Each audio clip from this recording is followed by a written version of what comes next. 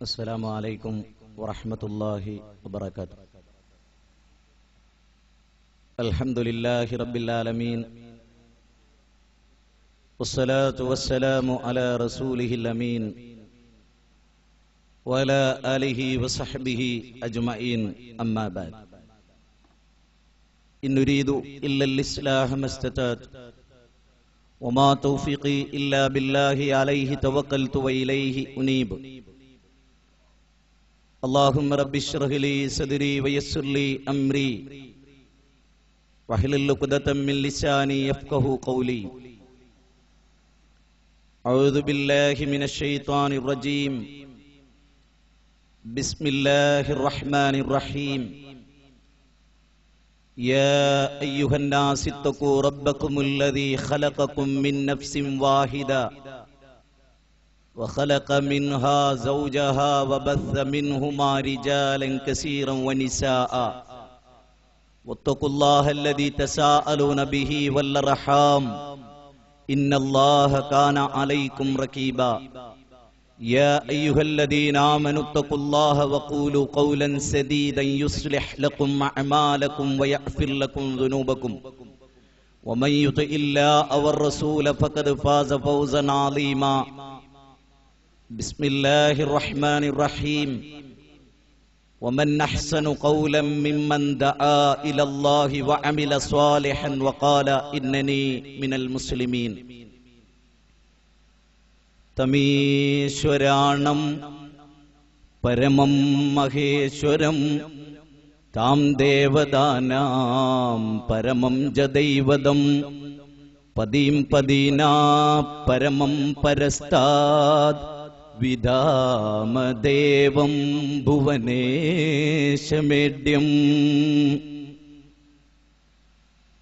വേദിയിലെ ബഹുമാന്യനായ അധ്യക്ഷൻ, പ്രിയം നിറഞ്ഞ പണ്ഡിത ശ്രേഷ്ഠനായ സി അബ്ദുള്ള മൗലവി സാഹിബ് അവർകൾ, പ്രിയപ്പെട്ട അബ്ദുൾ റഷീദ് കുട്ടമ്പൂർ, അബ്ദുൽ നാസർ ബാലുശ്ശേരി, സഹപ്രവർത്തകരെ, സുഹൃത്തുക്കളെ, ഈ ശബ്ദം കേൾക്കുവാനും അറിയുവാനും ഈ പ്രദേശത്തിന്റെ വിവിധ ഭാഗങ്ങളിൽ നിന്ന് വളരെ നേരത്തെ തന്നെ വന്നെത്തിയിട്ടുള്ള സത്യാന്വേഷികളായ സുഹൃത്തുക്കളെ, നിറഞ്ഞ സന്തോഷത്തോടെയാണ് എന്റെ പ്രിയ നാട്ടുകാരെ ഞാൻ അഭിമുഖീകരിക്കുന്നത്. വിജ്ഞാനത്തിന്റെ ആദ്യാക്ഷരങ്ങൾ നുകർന്ന, അവിടെ പിച്ചവെച്ച് നടന്ന ഈ സ്കൂളിന്റെ അങ്കണത്തിൽ നിങ്ങളെയൊക്കെ അഭിമുഖീകരിച്ചുകൊണ്ട് സംസാരിക്കാൻ നമ്മളെയെല്ലാം സൃഷ്ടിച്ച നാഥൻ മഹത്തായ ഒരവസരം തരും എന്ന് ഞാൻ വിചാരിച്ചിട്ടില്ല. കോഴിക്കോട് പട്ടണത്തിൽ ഏറ്റവും തല ഉയർത്തി നിൽക്കുന്ന ഒരു ഹോസ്പിറ്റലാണ് Malabar institute of medical science. ഒരു ദിവസം ആ ഹോസ്പിറ്റലിന്റെ ഏറെക്കുറെ എല്ലാ കാര്യങ്ങളും കാണുവാനും അറിയുവാനും അവസരമുണ്ടായിട്ടുള്ള ഒരു വ്യക്തി എന്ന നിലയിൽ പ്രമേയ രോഗം ബാധിച്ച് നാളെ തന്നെ കാല് മുറിച്ചിട്ടില്ലെങ്കിൽ അപകടകരമായ ഒരു ദശയിലേക്ക് എത്തിപ്പെടുന്ന ഒരു മനുഷ്യനെ വളരെ വിദഗ്ധനായ ഒരു ഡോക്ടർ അയാളുടെ കാല് മുറിക്കണമെന്ന് വിധി എഴുതി. ഈ വിധി, ഈ തീരുമാനം രോഗിയെ അറിയിച്ച വല്ലാത്ത ഒരു ഘട്ടം ഞാൻ ഓർക്കുകയാണ്. ഡോക്ടറെ ഒരുപാട് അസഭ്യം പറഞ്ഞു രോഗി. കാരണം 19 കൊല്ലം തന്നോടൊപ്പമുണ്ടായിരുന്ന വലതുകാല് മുട്ടിൽ നിന്ന് തായോട്ട് മുറിച്ചു മാറ്റണം. ഇനി ഒരിക്കലും ആ കാല് തിരിച്ചു കിട്ടില്ല. അതുകൊണ്ട് അതിന്റെ വേദന, അതിന്റെ പ്രയാസം അദ്ദേഹത്തെ ഭ്രാന്തനാണ്. അതുകൊണ്ട് തീരുമാനിച്ച ഡോക്ടറെ അദ്ദേഹം അസഭ്യം പറഞ്ഞു. ഒരിക്കലും കേൾക്കാനാവാത്ത അത്ര വലിയ അസഭ്യം. ഡോക്ടർ ചിരിച്ചുകൊണ്ടേയിരുന്നു. രോഗിയുടെ കൂടെയുള്ള ആളുകളെ സമാധാനിപ്പിച്ചു. രോഗിയുടെ കൂടെ ഉള്ള ആളുകൾ ഡോക്ടറെയും സമാധാനിപ്പിച്ചു. സഹോദരങ്ങളെ, എന്റെ പ്രിയപ്പെട്ട നാട്ടുകാരെ, സുഹൃത്തുക്കളെ, എന്റെ അനുജന്മാരെ, ഇവിടെ ഡോക്ടറെ നമ്മൾ കാണുന്നത് കാരുണ്യം നിറഞ്ഞു നിൽക്കുന്ന ഒരു മനുഷ്യനായിട്ടാണ്. രോഗി തന്നെ അസഭ്യം പറയുമ്പോഴും ചിരിച്ച് വളരെ നല്ല രൂപത്തിൽ രോഗിയോട് പെരുമാറുന്ന ഒരു ഡോക്ടർ. അയാൾക്കറിയാം രോഗത്തിന്റെ കാഠിന്യം. അയാൾക്കറിയാം രോഗി ഇനിയും ഈ വിധത്തിൽ തുടർന്നാൽ വലിയൊരു അപകടം, ആ പഴുപ്പ് തുടയിലേക്ക് കയറി ചെല്ലും. അങ്ങനെ അദ്ദേഹത്തിന്റെ ശരീരത്തെ മുഴുവനായി ആ രോഗം ബാധിക്കും. അത് അയാൾക്ക് എന്നേക്കുമായി നാശം വിതക്കും. അതുകൊണ്ട് നല്ല വിദഗ്ധനായ കരുണയുള്ള ഡോക്ടർ കാല് മുറിക്കണമെന്ന് വിധി എഴുതിയത് ലോകത്ത് വിവരമുള്ള ആരും കാരുണ്യവിരുദ്ധ പ്രവർത്തനം എന്ന് വിളിക്കില്ല. രോഗി എത്ര കരഞ്ഞാലും, രോഗി എത്ര തന്നെ വെപ്രാളപ്പെട്ടാലും ഡോക്ടറുടെ തീരുമാനം ഒരിക്കലും അയാൾ മാറ്റില്ല. കാരണം രോഗത്തെപ്പറ്റി അറിയാവുന്നത് ഡോക്ടർക്കാണ്, അതിന്റെ ഗൗരവത്തെപ്പറ്റി അറിയാവുന്നതും ഡോക്ടർക്കാണ്. അതുകൊണ്ട് ആ ഡോക്ടർ രോഗിയുടെ ഇഷ്ടത്തിനൊത്ത് കാല് മുറിക്കുന്നില്ല എന്ന് പറയില്ല. അദ്ദേഹത്തിന്റെ കാല് മുറിക്കുന്നത് അദ്ദേഹത്തോട് സ്നേഹമുള്ളത് കൊണ്ടാണ്. സഹോദരങ്ങളെ, ഈ നാട്ടിലെ മുഴുവൻ ആളുകളെയും വീട് വീടാന്തരം കയറി ക്ഷണിക്കുമ്പോൾ എന്റെ മനസ്സിലും ഞങ്ങളുടെ മനസ്സിലും ഈ പ്രബോധകരുടെ മനസ്സിലുമുള്ളത് ഈ കാരുണ്യമാണ്. ഞങ്ങളൊരു യാഥാർത്ഥ്യം മനസ്സിലാക്കിയിട്ടുണ്ട്, ഒരു വലിയ യാഥാർത്ഥ്യം. ജീവിതം എപ്രകാരം യാഥാർത്ഥ്യമാണോ അപ്രകാരം വലിയൊരു യാഥാർത്ഥ്യമാണ് ജീവിതത്തിനപ്പുറത്തുള്ള ഒരു ലോകമെന്നത്. ആ ലോകത്ത് മനുഷ്യർ രക്ഷപ്പെടണം. നമ്മളോട് ചോദിക്കാതെ, നമ്മളോട് പറയാതെ, നമ്മൾ അറിയാതെ, നമ്മുടെ മാതാപിതാക്കളുടെ ഇഷ്ടാനിഷ്ടങ്ങൾ അന്വേഷിക്കാതെ ഈ നാട്ടിൽ, ഈ കേരളത്തിൽ നമുക്ക് അള്ളാഹു സൃഷ്ടിപ്പ് നൽകി. നമ്മളോട് ചോദിച്ചിട്ടായിരുന്നില്ല, നമ്മളോട് പറഞ്ഞിട്ടായിരുന്നില്ല. ഇന്നിടത്ത് ഇന്നാളുടെ മകനായി ഞാൻ നിന്നെ ജനിപ്പിക്കട്ടെയോ എന്ന് നമ്മുടെ നാഥൻ നമ്മളോട് ചോദിച്ചിട്ടില്ല. എന്നോടും നിങ്ങളോടും ചോദിക്കാതെ, നമ്മളോട് പറയാതെ എല്ലാ വീടുകളിലും കയറി വരുന്നൊരു യാഥാർത്ഥ്യമുണ്ട്. ഹൈന്ദവന്റെയും ക്രൈസ്തവന്റെയും ജൈനന്റെയും ബൗദ്ധന്റെയും സിഖുകാരന്റെയും പായ്സിയുടെയും മതമുള്ളവന്റെയും ഇല്ലാത്തവന്റെയും എല്ലാം വീടുകളിൽ, നിരീശ്വരവാദിയ വീടുകളിൽ അത് കടന്നുവരും. മരണം. ആ മരണമെന്ന യാഥാർത്ഥ്യത്തിന് എല്ലാവരും കീഴൊതുങ്ങണം. സമർത്ഥനായ സീസറും പ്രസിദ്ധനായ ഹോമറും സമർത്ഥമറ്റ സോളമൻ തുടങ്ങിയുള്ള വിജ്ഞരും അമർന്നുപോയി കാലചക്ര വിഭ്രമത്തിലെങ്കിലി നമുക്ക് പിന്നെ എന്ത് ശങ്ക. ലോകത്തെ കിടുകിടാവറപ്പിച്ച നെപ്പോളിയൻ ബൊണപ്പാർട്ട്, ഡെമോസ്തനീസ്, അങ്ങനെ അങ്ങനെ അനവധി ആളുകൾ മരിച്ചുപോയി. നാം എല്ലാവരും മരിക്കും. എല്ലാവരും ശവമഞ്ചത്തിലേറി ഒന്നെങ്കിൽ പള്ളിക്കാട്ടിലേക്ക്, അല്ലെങ്കിൽ സെമിത്തേരിയിലേക്ക്, അല്ലെങ്കിൽ ചുടലക്കളത്തിലേക്ക് എല്ലാവരും യാത്രയാകും. ബാലന്റെ വിയോഗം അയൽവാസിയായ മുഹമ്മദിന്റെ കണ്ണുകളിൽ ഈറനണിയിക്കും. തന്റെ പ്രിയ സുഹൃത്തായ മുഹമ്മദിന്റെ മരണം സുബ്രഹ്മണ്യന്റെ കണ്ണുകളിൽ കണ്ണുനീരുണ്ടാകും. പ്രിയപ്പെട്ട ഭാര്യയുടെ വിയോഗം ഭർത്താവിന്റെ മോഹങ്ങളെയും അഭിലാഷങ്ങളെയും എല്ലാം നശിപ്പിച്ച് ഭാര്യ പിരിഞ്ഞു പോകുമ്പോ ഭർത്താവ് പൊട്ടിക്കരയും. ഇല്ല, ആർക്കും തടുക്കാനാവാത്ത ഒരുപാട് ഘടകങ്ങളുണ്ട്. ഇന്നിതെല്ലാം ഒരുക്കി നിങ്ങളെ ക്ഷണിച്ചു വരുത്തി വൈകുന്നേരമായപ്പോൾ കാർമേഘങ്ങൾ അങ്ങ് ഘനീഭവിച്ചു വന്നു.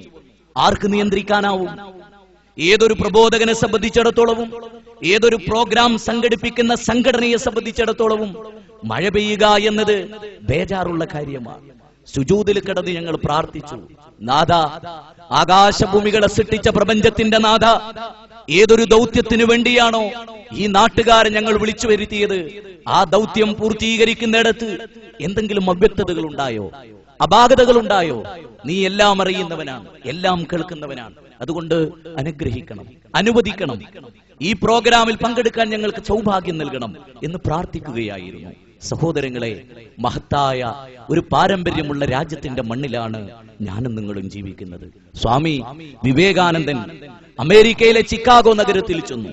വളരെ പ്രയാസപ്പെട്ടുകൊണ്ടാണ് വിവേകാനന്ദൻ അമേരിക്കയിലെ ചിക്കാഗോ നഗരത്തിൽ ചെല്ലുന്നത്. ലോക മതമഹാസമ്മേളനത്തിന് പങ്കെടുക്കുമ്പോ കാഷായ വസ്ത്രധാരിയായ 30-കാരനായ വിവേകാനന്ദനെ കോട്ടും സൂട്ടുമിട്ട സായിപ്പ് പരിഹസിച്ചു. അതാണല്ലോ ലോകം, അതാണല്ലോ ലോകം. ഏത് കാലത്തും അതാണല്ലോ. താടി നീട്ടി നരിയാണ്ട മുകളിൽ തുണിയുടുത്ത് അല്ലെങ്കിൽ ഒരു കാഷായ വസ്ത്രം ധരിച്ച് തലമുണ്ടനം ചെയ്ത് ജീവിക്കുന്ന സന്യാസിയെ കണ്ടാൽ, മതപണ്ഡിതനെ കണ്ടാൽ പരിഹസിക്കുന്ന ലോകത്താണല്ലോ ഇന്ന് നാം ജീവിക്കുന്നത്. വിവേകാനന്ദൻ അമേരിക്കയിൽ പരിഹസിക്കപ്പെട്ടു. വിവേകാനന്ദന്റെ സന്ദർഭമായി ഇതുപോലെ അരയാലില പോലെ അവിരസ്പന്ദനം ചെയ്ത ഒരു ജനതയെ നോക്കി അദ്ദേഹം തന്റെ പ്രസംഗം ആരംഭിച്ചു. My brothers and sisters all America, അമേരിക്കയിലെ എന്റെ സഹോദരീ സഹോദരന്മാരെ എന്ന അഭിസംബോധന അമേരിക്കൻ ജനതയെ പിടിച്ചു നിർത്തി. പ്രസംഗത്തിന്റെ മധ്യത്തിൽ അദ്ദേഹം പറഞ്ഞു, ഞാൻ വരുന്ന രാജ്യം വിവിധ മതങ്ങൾക്ക് അഭയം നൽകിയ സംഗമസ്ഥാനമാണ്. ലോകമതങ്ങളും ലോകദർശനങ്ങളും വിവിധ വീക്ഷണങ്ങളും ഒന്നിച്ചു മേളിച്ചിട്ടുള്ള ഒരു രാജ്യത്തു നിന്നാണ് ഞാൻ വരുന്നത്. സഹോദരങ്ങളെ, നമ്മുടെ രാജ്യം, ഈ രാജ്യം കുറെ മതങ്ങളെ നൊന്തു പ്രസവിച്ചു. എന്നിട്ടും ദാഹം തീരാഞ്ഞ് രണ്ട് വിശ്വോത്തര മതങ്ങളെ കൈനീട്ടി സ്വീകരിച്ച പോറ്റമ്മയായി തീർന്നു. അനവധി കൈവഴികളായി ഒഴുകി വന്ന ആദർശങ്ങൾ വളരുകയും തളരുകയും ചെയ്തു. ഈ രാജ്യം, India is A secular state. India ഒരു മതേതരത്വ രാജ്യമാണ്. ഇന്ത്യ കൾച്ചറൽ പ്ലൂറാലിറ്റിയുടെ, കൾച്ചറൽ ടോളറൻസിന്റെ നാടാണ്. India is A unity in diversity.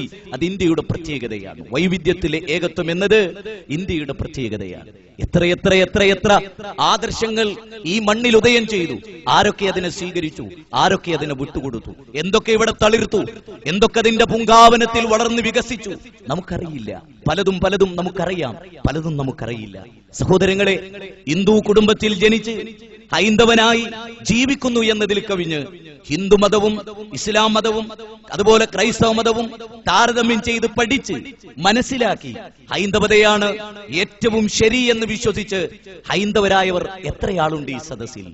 ഖുർആനിനെയും ഗീതയെയും അല്ലെങ്കിൽ ഋഗ്വേദത്തെയും സാമവേദത്തെയും അഥർവവേദത്തെയും യജുർവേദത്തെയും ഓൾഡ് ടെസ്റ്റ്മെന്റിനെയും ന്യൂ ടെസ്റ്റ്മെന്റിനെയും തെൽമൂദിനെയും അതുപോലെയുള്ള പല ഗ്രന്ഥങ്ങളെയും താരതമ്യം ചെയ്ത് പഠിച്ച് ഖുർആനാണ് സമ്പൂർണമായ സത്യം എന്ന് പഠിച്ചു മനസ്സിലാക്കി മുസ്ലിമായ എത്ര പേർ നമ്മുടെ സദസ്സിലുണ്ട്?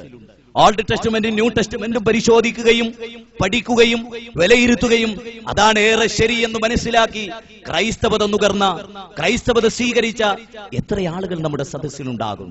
ജന്മം കൊണ്ട് ഹിന്ദു കുടുംബത്തിലായതുകൊണ്ട് ഹിന്ദുവായും, ജന്മം കൊണ്ട് ഇസ്ലാമിക കുടുംബത്തിലായതുകൊണ്ട് മുസ്ലിമായും, ജന്മം കൊണ്ട് ക്രൈസ്തവ കുടുംബത്തിലായതുകൊണ്ട് കുരിശു വരച്ചും നാം ജീവിക്കുന്നു എന്നതിൽ കവിഞ്ഞ് എപ്പോഴെങ്കിലും ലോകത്തിന്റെ പരമമായ സത്യത്തെക്കുറിച്ചുള്ള ഒരു അന്വേഷണത്തിന് തയ്യാറായിട്ടുണ്ടോ? സഹോദരങ്ങളെ, അങ്ങനെ നിങ്ങൾ നോക്കൂ, ഒരാള് വന്നിട്ട് നമ്മളോട് പറയുന്നു, എനിക്ക് കുറെ വേവലാതികളുണ്ട്, എന്റെ 5 പെൺകുട്ടികളുടെ വിവാഹം നടന്നിട്ടില്ല, ഞാൻ നിത്യരോഗിയാണ്, എന്റെ ഭാര്യയാണെങ്കിൽ ശയ്യാവലംബിയാണ്, എനിക്കൊരു ജോലിയില്ല, എന്റെ മക്കളാണെങ്കിൽ പഠിക്കുന്നുണ്ട്, പഠിപ്പിക്കാൻ എനിക്ക് സാമ്പത്തികമായ കഴിവുകളില്ല, എന്റെ വേദനകൾ, എന്റെ ആകുലതകൾ എനിക്ക് പറയാൻ ഒരു ദൈവം വേണം. അപ്പോൾ മുസ്ലിങ്ങൾ പറയും, നിങ്ങൾ ഇന്ന ദർഗയിലെ ശൈഖിനെ വിളിച്ചു പ്രാർത്ഥിച്ചോളൂ. അപ്പോൾ അദ്ദേഹം പറയും, ഞാനൊരു മുസ്ലിം അല്ല, നിങ്ങളുടെ ദൈവത്തെ, മുസ്ലിം ദൈവത്തെ ആരാധിക്കാൻ ഞാനൊരു മുസ്ലിം അല്ല. ഹൈന്ദവനെ അദ്ദേഹം സമീപിക്കും. അപ്പോൾ അദ്ദേഹം ഗുരുവായൂരപ്പനെ വിളിച്ചു പ്രാർത്ഥിക്കാൻ പറയും. അപ്പോൾ അദ്ദേഹം പറയും, ഞാനൊരു ഹിന്ദുവല്ല, അതുകൊണ്ട് തന്നെ എനിക്ക് ഹിന്ദു ദൈവം പഥ്യമല്ല. ക്രിസ്ത്യാനി അദ്ദേഹത്തെ ക്ഷണിക്കും, ഞാനൊരു ക്രൈസ്തവനല്ല, ക്രൈസ്തവർ പഠിപ്പിക്കുന്ന ദൈവത്തെ എനിക്ക് ആവശ്യമില്ല. ഹിന്ദുവിനെയും മുസ്ലിമിനെയും ക്രിസ്ത്യാനിയെയും ജൈനനെയും ബൗദ്ധനെയും ഇക്കണ്ട മഹാപ്രപഞ്ചത്തെയും സൂര്യനെയും പൂങ്കാവനത്തിലെ പുഷ്പത്തെയും, ആ പുഷ്പമേ അധിക തുങ്കപദത്തിൽ നീ എത്ര ശോഭിച്ചിരുന്നു രാജ്ഞി കണക്കയെ, ആ ഭൂതിയങ്ങു പുനരങ്ങു നിന്റെ കിടപ്പിതോർത്താൽ എന്ന പൂങ്കാവനത്തിലെ പനനീറിനെ സൃഷ്ടിച്ച, കാനനങ്ങളിൽ ഗർജിക്കുന്ന സിംഹത്തെ സൃഷ്ടിച്ച, ആഴിയുടെ അഗാധതലത്തിൽ നീന്തി തുടിക്കുന്ന മത്സ്യങ്ങളെ സൃഷ്ടിച്ച ഈ കാണുന്ന മഹാപ്രപഞ്ചത്തിൽ ഞാൻ ചോദിക്കാതെ പണമടക്കാതെ എനിക്ക് വായു നൽകിയ, എനിക്ക് യഥേഷ്ടം വെള്ളം നൽകിയ, എനിക്ക് ആവശ്യമായ വിഭവങ്ങളെ ഈ ഭൂമിയിൽ ഒരുക്കി വെച്ച ഒരു നാഥനെയാണ് ഞാൻ തേടുന്നത്. ബാല, നിന്റെ, ജോസഫേ, നിന്റെ, എന്റെ, നമ്മുടെ ആ മഹാദൈവത്തെ ഞാൻ തേടുന്നു. ആ ദൈവം എവിടെ? ആ ദൈവത്തെ ആരാധിക്കുന്നവർ ഇന്നെവിടെ? എന്നെയും നിങ്ങളെയും സൃഷ്ടിച്ച നമുക്ക് ഹൃദയം തന്ന, നമുക്ക് സെറിബെല്ലം തന്ന, നമുക്ക് ശരീരങ്ങളുടെ ഘടനകൾ സംവിധാനിച്ച മനോഹരമായ കണ്ണിനെയും മനോഹരമായ കവിൾത്തടത്തെയും മനോഹരമായ ആകാര ഭംഗിയെയും 200 കോടി, ശ്രദ്ധിക്കണം, 200 കോടി ബൃഹത് ഗ്രന്ഥങ്ങളുടെ വിജ്ഞാനം ഉൾക്കൊള്ളാൻ ആവശ്യമായ തലച്ചോറിനെ തന്ന ആ പ്രപഞ്ചത്തിന്റെ നാഥനാര, അവനെ കുറിച്ച് അന്വേഷിക്കാൻ. ആ ഒരു അന്വേഷണമാണ് മതഗ്രന്ഥങ്ങളിലൂടെയുള്ള നമ്മുടെ അന്വേഷണം. മതഗ്രന്ഥങ്ങളിൽ നമ്മളൊക്കെ പ്രാർത്ഥിക്കുന്ന ഒരു പ്രാർത്ഥനയുണ്ട്. ഓം അസദോമാ സദ്ഗമയ തമസോമാ ജ്യോതിർഗമയ മൃത്യോമാ അമൃതംഗമയ ഓം ശാന്തി ശാന്തി ശാന്തി.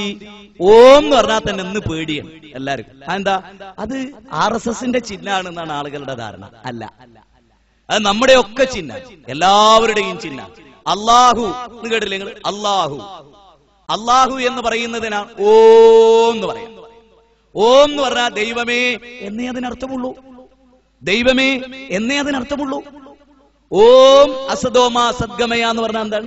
സംസ്കൃത നിഘണ്ടുവിലും വിശ്വവിജ്ഞാന കോശത്തിലും ഓം എന്ന് പറഞ്ഞാൽ പരബ്രഹ്മവാചകമായ പ്രണവമന്ത്രം, പരബ്രഹ്മവാചകമായ പ്രണവമന്ത്രം എന്നാണ്. സംസ്കൃത നിഘണ്ടുവിലും വിശ്വവിജ്ഞാന കോശത്തിലും ഈ പ്രപഞ്ചത്തിന്റെ നാഥൻ എന്നേ അതിനർത്ഥമുള്ളൂ. ഈ പ്രപഞ്ചത്തിന്റെ നാഥൻ, സൃഷ്ടാവ്. അപ്പോ ഓം അസദോമാ സദ്ഗമയ എന്ന് പറഞ്ഞാലോ, ദൈവമേ അസത്യത്തിൽ നിന്ന് നീ എന്നെ സത്യത്തിലേക്ക് എത്തിക്കണമേ. യാതൊരു പക്ഷപാതിത്വവും ഇല്ലാത്ത പ്രാർത്ഥന.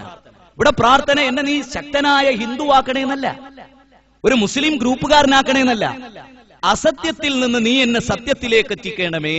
തമസോമാ ജ്യോതിർഗമയ, തമസിൽ നിന്ന്, ഇരുട്ടിൽ നിന്ന് നീ എന്നെ വെളിച്ചത്തിലേക്ക് എത്തിക്കണേ എന്നാണ് പ്രാർത്ഥന.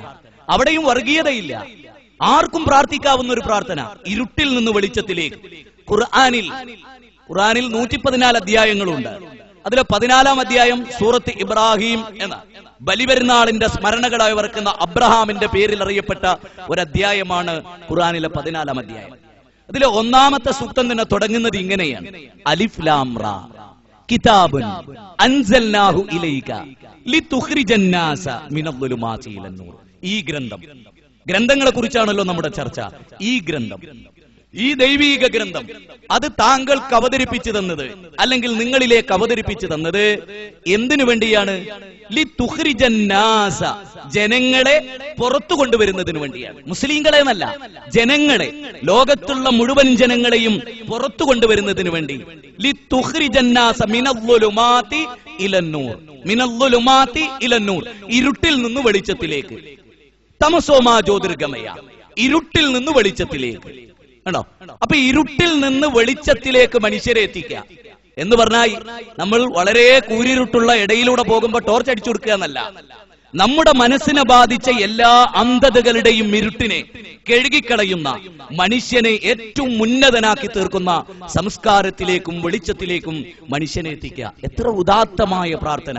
മൃത്യോമാ അമൃതംഗമയ, നശ്വരമായ ഈ ജീവിതത്തിൽ നിന്നും അനശ്വരമായ ഒരു ജീവിതത്തിലേക്കുള്ള യാത്ര. അതാണ് ഇവിടെ എന്റെ തൊട്ടു മുമ്പ് അബ്ദുൾ റഷീദ് കുട്ടമ്പൂർ അവതരിപ്പിച്ച വിഷയത്തിന്റെ ആകത്തുക. മരണത്തിന് ശേഷമുള്ള ഒരു ജീവിതം, അതാണ് ഇവിടെ ഈ പ്രാർത്ഥനയിൽ വേദഗ്രന്ഥങ്ങൾ ഉദ്ധരിച്ചൊരു പ്രാർത്ഥനയാണ് ഞാൻ പറഞ്ഞത്. അസദോമാ സദ്ഗമയ തമസോമാ ജ്യോതിർഗമയ മൃത്യോമാ അമൃതംഗമയ ഓം ശാന്തി ശാന്തി ശാന്തി. അതാണ് ശാന്തി, അതാണ് സാക്ഷാൽ സമാധാനം. അപ്പൊ ഇരുട്ടിൽ നിന്ന് വെളിച്ചത്തിലെത്തണം. അതെ, ഈ അസത്യത്തിൽ നിന്ന് സത്യത്തിലെത്തണം. ഇതിനുള്ള ഒരു അന്വേഷണ വേദി ഒരുക്കുക മാത്രമാണ് ഈ പ്രബോധനം കൊണ്ടും ഈ പ്രസംഗം കൊണ്ടും ഞങ്ങൾ ഉദ്ദേശിക്കുന്നത്. സഹോദരന്മാരെ, ഒരു മതത്തിന്റെ കമ്പോളത്തിൽ നമ്മൾ എത്തിപ്പെട്ടു എന്ന് വിചാരിക്കുക. ബാലുശ്ശേരി പച്ചക്കറി മാർക്കറ്റിലും ഗോൾഡ് സൂക്കിലും എത്തുമ്പോ ഒരു കർച്ചീഫ് എടുക്കുന്നിടത്ത് പോലും മറിച്ചും തിരിച്ചും പരിശോധിച്ചിട്ടല്ലാതെ ബുദ്ധിയുള്ള മനുഷ്യർ ഒരു കർച്ചീഫ് സെലക്ട് ചെയ്യും. ഒരു കർച്ചീഫ് പോലും, കേവലമായ ഒരു ടവൽ പോലും, മുഖം തുടിച്ച് നമ്മുടെ വേർപ്പ് കളയുന്ന ഒരു ടവൽ പോലും പരിശോധിച്ചിട്ടല്ലാതെ എടുക്കാത്ത മനുഷ്യന്മാർ ജീവിതത്തിൽ ഏറ്റവും മൂല്യവത്തായ മതം എന്തുകൊണ്ട് പഠിക്കാതെ പോകുന്നു? എന്തുകൊണ്ടൊരു താരതമ്യ പഠനം നടത്താതെ പോകുന്നു? ശരിയെക്കുറിച്ചും തെറ്റിനെക്കുറിച്ചും ജീവിതത്തിന്റെ ആത്യന്തികമായ മൗലികമായ ഒരു വിഷയത്തിൽ എന്തുകൊണ്ട് അന്വേഷണമില്ലാതെ പോകുന്നു?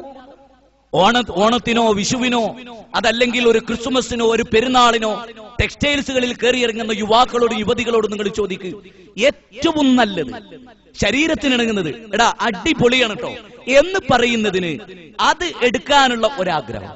അങ്ങനെ നമ്മളൊരു മതകമ്പോളത്തിൽ ചെല്ലുന്നു എന്ന് വിചാരിക്കുക. ക്രൈസ്തവതയുണ്ട്, ഇസ്ലാമുണ്ട്, ഹൈന്ദവതയുണ്ട്, കൺഫ്യൂഷ്യാനിസമുണ്ട്, ലാവോയിസമുണ്ട്, ബുദ്ധിസമുണ്ട്, ജൈനിസമുണ്ട്, അഘോരമതമുണ്ട്, കമ്മ്യൂണിസമുണ്ട്, ക്യാപിറ്റലിസമുണ്ട്, സോഷ്യലിസമുണ്ട്. അങ്ങനെ അനവധി ഇസങ്ങളും മതങ്ങളുമുള്ള ഒരു കമ്പോളത്തിലെത്തിയാൽ വെറുതെ ആ കമ്പോളത്തിൽ കയറി ചെന്ന് ആദ്യം കണ്ടതെടുത്ത് ആരെങ്കിലും തിരിച്ചു പോരുമോ? ആരെങ്കിലും തിരിച്ചു പോരുമോ? ആ കമ്പോളത്തിൽ ഏറ്റവും മൂല്യവത്തായത്, ഏറ്റവും നല്ലത് അത് സെലക്ട് ചെയ്യാനുള്ള മനുഷ്യന്റെ ആഗ്രഹം, എന്തും തെരഞ്ഞെടുക്കാൻ. ഒരു സ്ത്രീയെ വിവാഹം കഴിക്കുന്ന ഒരു ചെറുപ്പക്കാരൻ റോട്ടിലൂടെ പോകുന്ന പെണ്ണാണ് എന്ന് തോന്നുന്ന പെണ്ണിനെ അത് മതി എനിക്ക് എന്നാരെങ്കിലും പറയുമോ? കേവലം ഒരു പെണ്ണാണ് എന്ന് തോന്നുക, വേറെ ഒന്നും നോട്ടമില്ല, അങ്ങനെ ആരെങ്കിലും സെലക്ട് ചെയ്യോ? ഇല്ലല്ലോ. വിവാഹം കഴിക്കാൻ കൂടെ പൊറുപ്പിക്കാൻ പോകുന്ന പെണ്ണിനെ കണ്ട് ബോധ്യപ്പെട്ട് സംസാരിച്ച് മനസ്സുൾക്കൊണ്ടിട്ടല്ലാതെ തന്റെ ഇണയെപ്പോലും നമ്മൾ തിരഞ്ഞെടുക്കുന്നില്ല. ഒരു പെൻസിൽ പോലും സെലക്ട് ചെയ്യുന്നിടത്ത് മനുഷ്യന്റെ ജാഗ്രത എത്രയാണ് ഇന്നത്തെ ലോകത്ത്.